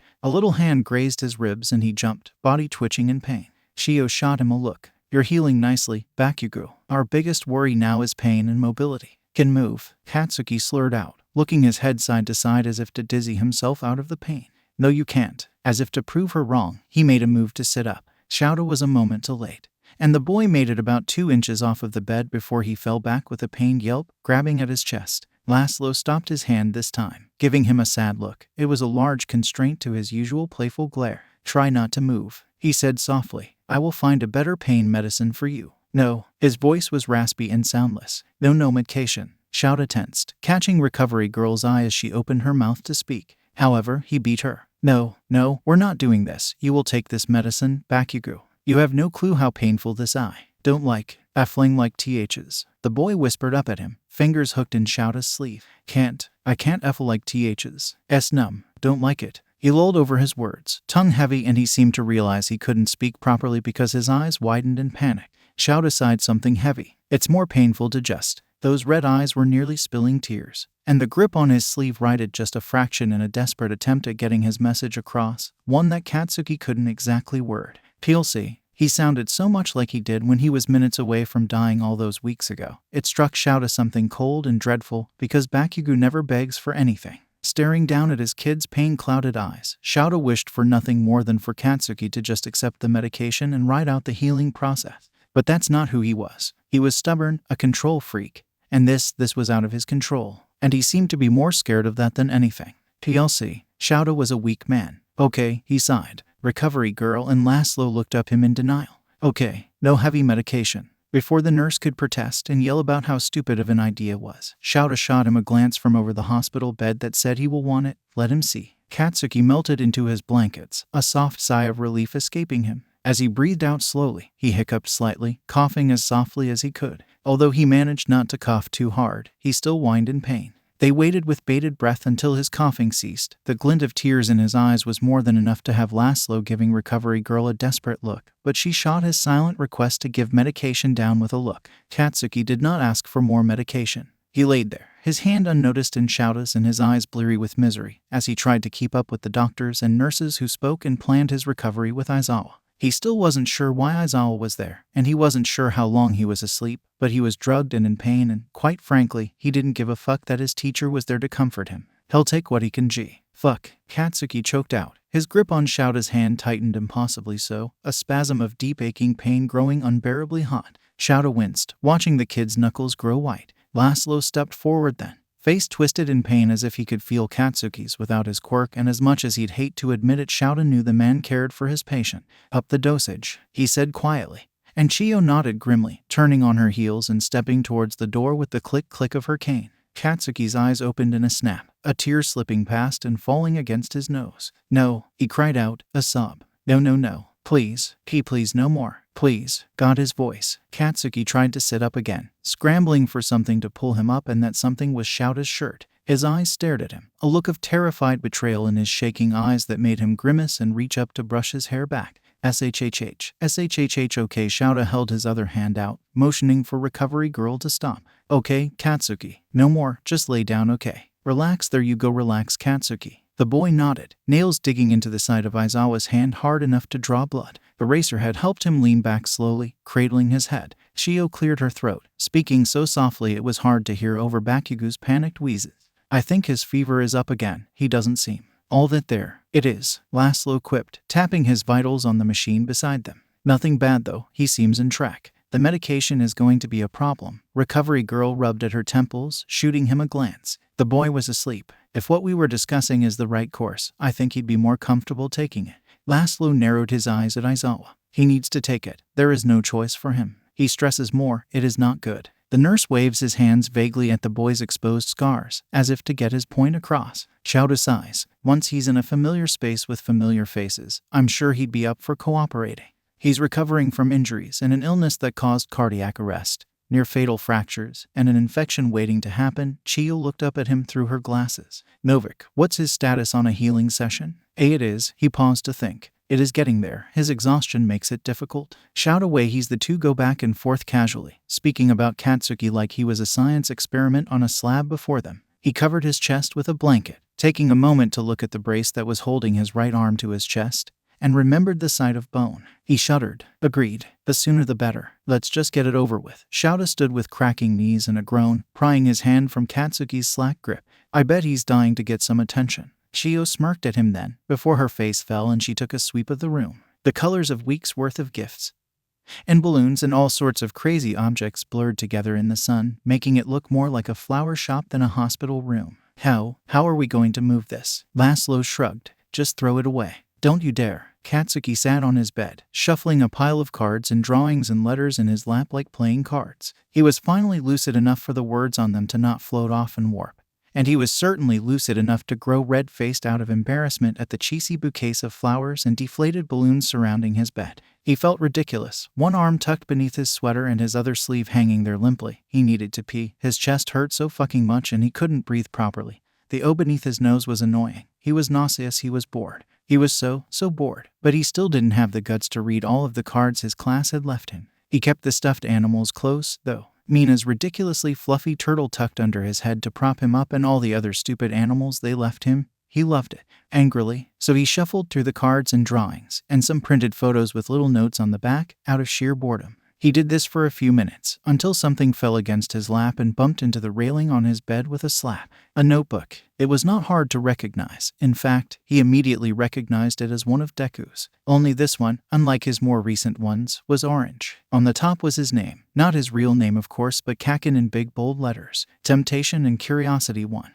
And he was holding it between his open legs and flipping the first page with a single hooked finger. Hey Kaken, Hound Dog said this would be good for me to do, so I'm leaving this here to write to you when I come visit. Today was so difficult, for us both. I heard. Nothing's coming to mind except I'm sorry. So I'm sorry, I really am. There was a date beside it, the Saturday after he collapsed. Katsuki's brows furrowed as he read on, flipping the page to the next one where the ink splotched and the paper had warped from what he could only assume were teardrops. I know you don't blame me, but I can't help it. Every day is like waiting for you to die, and I can't leave you alone.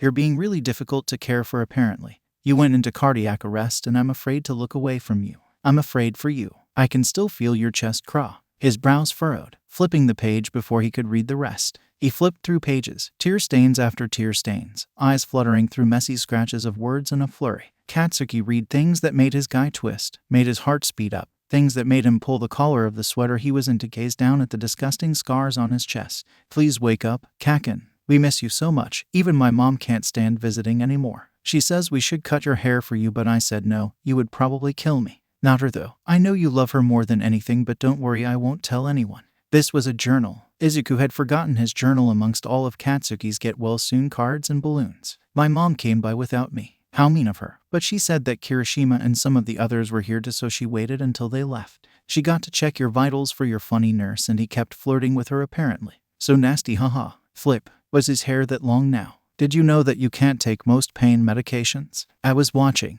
Well duh, of course he knew that. The investigation is over. I'm not being punished for hurting you. It's bullshit. How bad was it that Deku had to be investigated? His chest ached. I hope you like the All Might blanket. I stole it from my house, but my mom caught me. He glanced down at the blue and yellow blanket thrown over his feet, wiggling his toes. Welcome back to the land of the living, Kaken. Aizawa said you were awake, but I didn't believe until today. I missed your voice. I can't believe the first thing you said to me when you woke up was hey. Just hey. You were so drugged up you probably didn't know it was me, haha.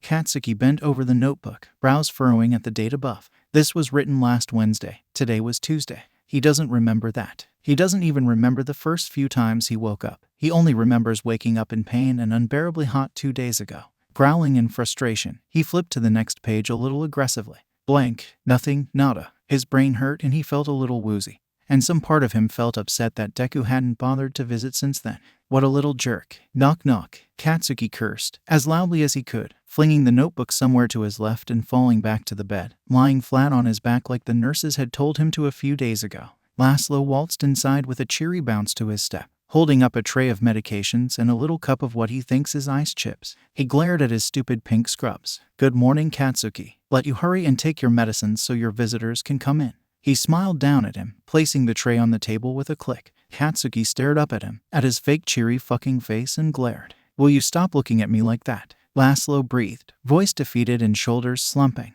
No, he shook his head with a chuckle. Okay. He held out the first syringe on medication, antibiotics. How are we feeling today? Despite how defiant he behaved, Katsuki held out his left arm with a grumble. Laszlo smirked, awfully smugly, and rolled his sleeve up. Katsuki was still as translucent as glass. Fine. The needle was carefully inserted into the cannula that made its way into his hand, the boy staring down at it with an unwavering steely expression. Laszlo pulled back with a gentle click of his tongue, bringing the next medication with a hum. How is your chest? He inserted it. Katsuki watched it flow into his veins. The boy hesitated for a moment, which had the nurse looking up at him from his work with a small frown. After a moment, the boy spoke. Hurts. The man turned his back to Katsuki, gathering a small napkin and his ice chips. It would be much more better if you take pain medicine. Will him not. The boy bared his teeth and cleared his throat. What's that? Laszlo glanced down at the next injection he held in his hand with a small noise. He wiggled it. Oh, this is dextrose. He narrowed his eyes suspiciously. It is. Laszlo sighed. It is for your fever. Katsuki glared even harder. Not morphine. Nodding, he inserted the injection into his fluids bag swiftly before the boy could question him any further.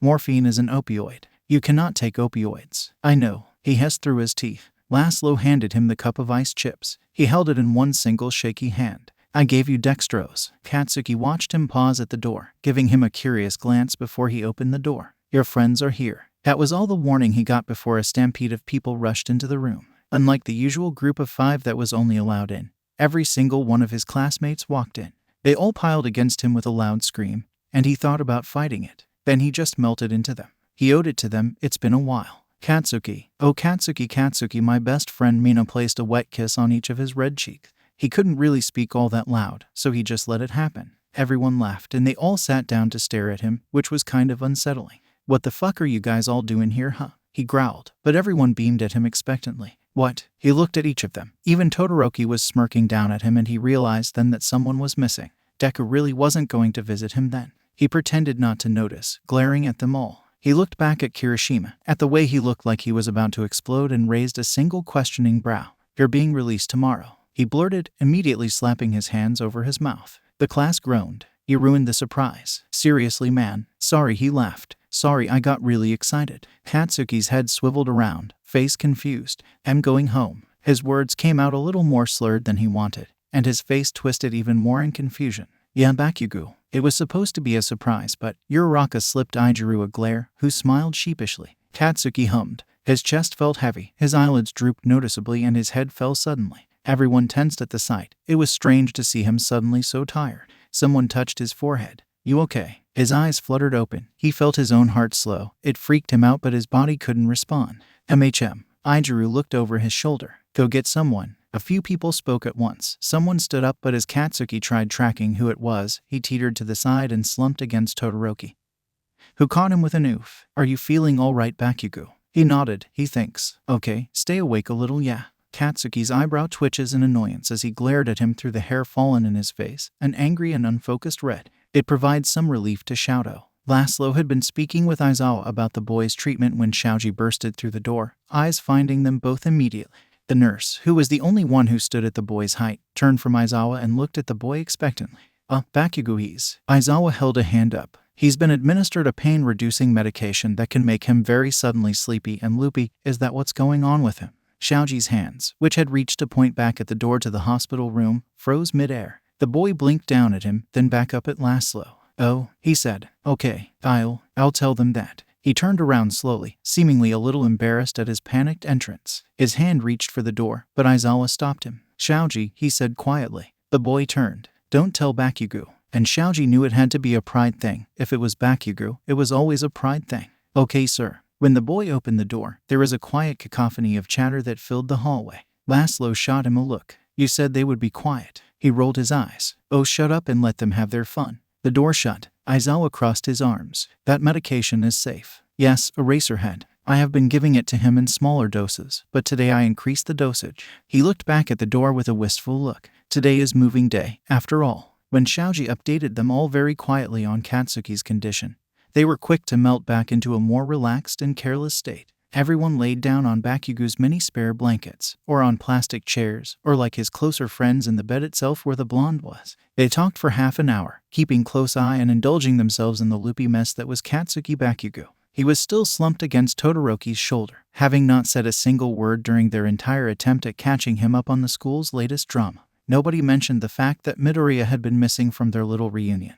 Nor did they mention that he hardly spoke to anyone anymore. Sure, he would hang out with everyone and act the same, but not a peep, only mumbling, and even that was rare. Aizawa spoke to him about it on many occasions, and sometimes they would disappear for an hour after classes. Therapy, many believed, so they kept Katsuki's mind occupied as best as they could, both from Midoriya and his drugged state. About 30 minutes into their torture of the blonde, the nurse in pink that had snuck them into the hospital in the first place walked in with more ice chips. Knock knock, he called out, and rather than cursing or falling flat in his back like a turtle, Katsuki smiled up at him. CCA chips, he slurred. The nurse nodded, laughing softly at the way he held a heavy arm out expectantly. Laszlo did not hand him the cup, instead gave it to Kirishima, and he frowned. Before he could cuss him out for not giving him his damn ice chips, he realized the nurse had already begun walking away.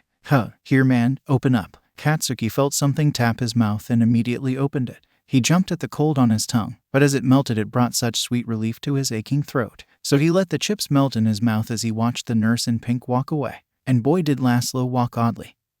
He was a lot taller than most in the hospital and he stood as straight as possible. He stepped in tiny motions, but they pushed him far and fast across the room like a soldier. This detail is exactly what made Katsuki's face split into a tiny little smile. Everyone looked at him, following his line of sight, and the boy giggled as the nurse left the room with a click. A few students smiled, simply at the giddy joy on his face, and others in confusion. Ashido couldn't help herself as she reached over and ran a hand through his hair, earning an unexpected hum. "What's got you so happy, huh?" Katsuki blinked lazily up at her, eye twitching. He thought about blowing her hand off for a fraction of a second, drugged brain starting and stopping like a broken record.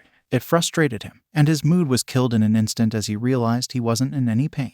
He glanced down at his finger, the one on his left hand because he couldn't fucking move his right one, and wiggled it. It moved, slow and sluggish, and everyone watched as Katsuki's face twisted in anger as he realizes that he hardly had any control over his motor functions. His face was numb and his entire body was numb. That pink bastard had given him pain medication. He sat up stiffly, blazing eyes faltering over each of his classmates' faces as if he didn't realize they were all there. Some smiled at him, others were wearing a look of worry at the sudden woozy look on his face. "Get out," he whimpered, vision blurry, and he realized then that he felt afraid and beyond betrayed. Someone stuttered in protest, and he whipped around to find them, but his vision blackened. They all stared at him, watched him pale, and then watched him force himself upright. Get the fuck out." A few students gathered their jackets and scrabbled towards the hospital door. Ida turned and offered a dutiful nod to Hanta. "I'll get a nurse." Katsuki did not show any signs of having heard him. They were all staring at him, closing in on him with their hands held out as if they could help, as if he needed their help. His heart monitor sped up. Katsuki shot the blasted machine a look of pure vicious hate, although Ijiru and Uraraka, who were closest, saw nothing but utter terror on his face. Katsuki was slowly growing more and more anxious, the thought of being so vulnerable and physically stunted around so many people at once leaving his chest heaving. He grasped at his right bicep, fingernails digging into the scratchy material of the brace around it, and he growled in frustration, eyes fluttering in pain. Ijiru stepped forward, shooting everyone a look that told them it was taken care of before trying to calm his best friend down. Recovery Girl had told them that Katsuki should avoid coughing or breathing too hard. This was dangerous. "Slower breaths, you'll tear your..." He ripped himself from whoever was holding his shoulder with a snarl. "Get out." Ijiru stumbled back at the force of the push, but quickly caught himself. He thought about being upset, but then Katsuki hissed in pain amongst the sound of his heart monitor.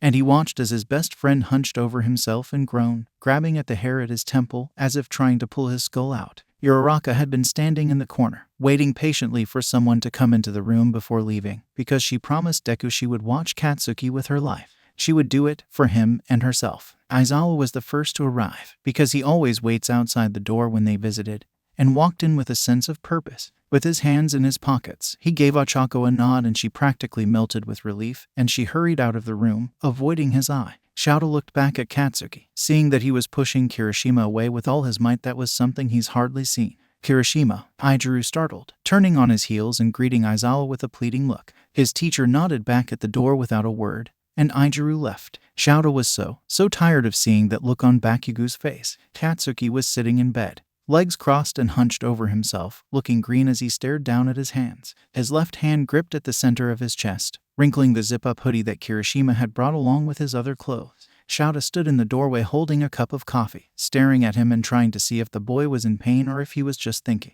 Katsuki blinked, hand falling lax in his lap, and that was when Shouta thought whatever deep thought he was in would be over, so he began walking in. The boy didn't notice him, and just as Shouta was beginning to realize something was wrong, he pitched over the side of the hospital bed and vomited all over the floor. Cursing, Shouta set down his coffee while simultaneously reaching for the bin in the corner by the chairs, sliding over to the boy's side and sticking it in the space between his crossed legs. Bakugo's left hand immediately clutched onto it and he was vomiting again, eyes screwed shut and breathing shallow. The man's hand went to rub at his back, whispering soft words of comfort, but Katsuki gagged again and wriggled from his grasp. Shouta let go, knowing the boy needed his space. "It's okay, let it out." He coughed, yelping like a kicked dog at the sharp pain that followed. "My chest. I feel so heavy." Aizawa remained calm. "It's okay," he repeated. "You have plating in your chest. Heaviness is a symptom. Let's lie down." "Yeah."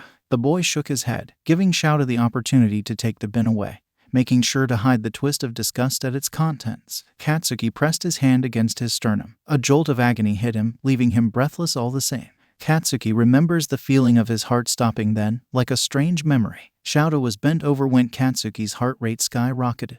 Cursing, he shot up to look at him, but the boy was staring somewhere forward, hand on his chest. He remained there for a moment, panting, then looked wildly at Shouta. "What happened to me?" There it was. Shouta had been dreading this moment for the entire time Katsuki had been awake. He had been dreading seeing this same terrified expression on his face, and he had been dreading what he was going to say. A few weeks ago, when he would read to the boy as he slept and would count his breaths in fear of him never breathing again, he had thought about lying to the boy. He had thought about lying, saying he was just in a small accident and that he was sick and that he was going to be better in no time. Now, he's staring at him, unable to bring himself to lie. Shouta was never a liar, and to do it to his student's face would break his heart. "You stopped breathing. Your heart, it stopped too." Katsuki's panting stilled in a single moment, and he worried that he had just went into respiratory arrest again. But the boy's eyes stared at him and blinked for a few seconds, and his eyebrows fell from their terrified expression to something more neutral. "I know." He winced at the sound of Katsuki's damaged voice, how it whistled through the silence. Oh, Katsuki did not speak, simply sat there, slumped against the headrest of the bed and looking at him, gauging his expression.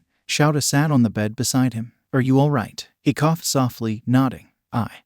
His voice tapered off, eyes sliding somewhere far off in the distance and head tilting to the side. Shouta thought he seemed very okay with the news. I thought IW's okay." Aizawa's face twisted in anger, appalled. How could he think he was okay? His fever was so high his brains could have boiled.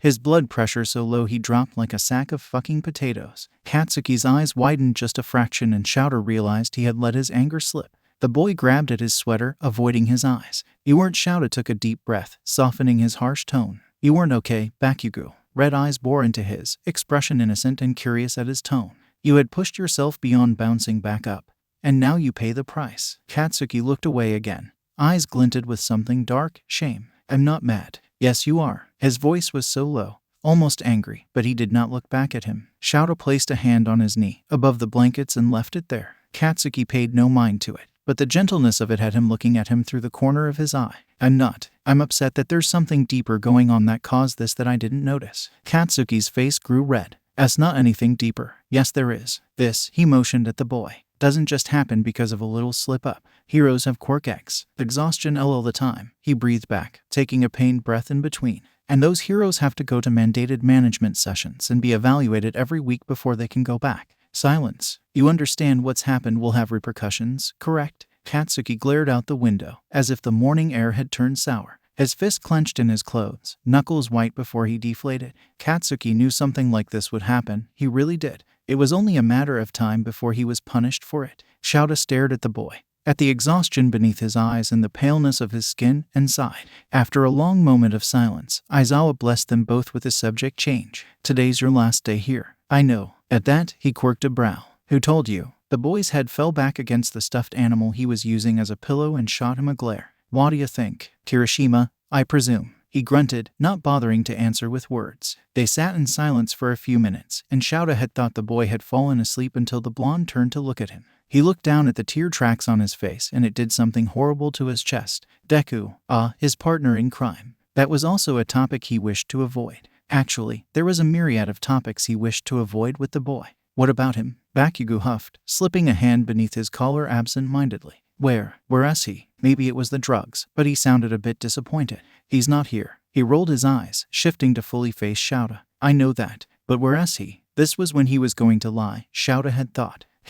Where is he really? He blinked down at Katsuki, mouth open slightly in minute shock at being caught in a lie before he could even tell it. "What a smug little shit." He sighed. "He's in the hallway." Bakugo's face remained impassive. His eyes flickered to the door of his room, then back at Aizawa. Body tense with either pain or confusion, the man could not tell. "Why's he ain't coming in?" Shouta sighed heavily, meeting Bakugo's gaze with something akin to sympathy. "He's afraid, and that's okay, isn't it?" "It's acceptable." Katsuki just hummed, hand clenching at his chest. Shouta instinctively reached for it, a weak grip latching into his wrist. "S okay." His eyes fluttered. "S okay." Katsuki slept,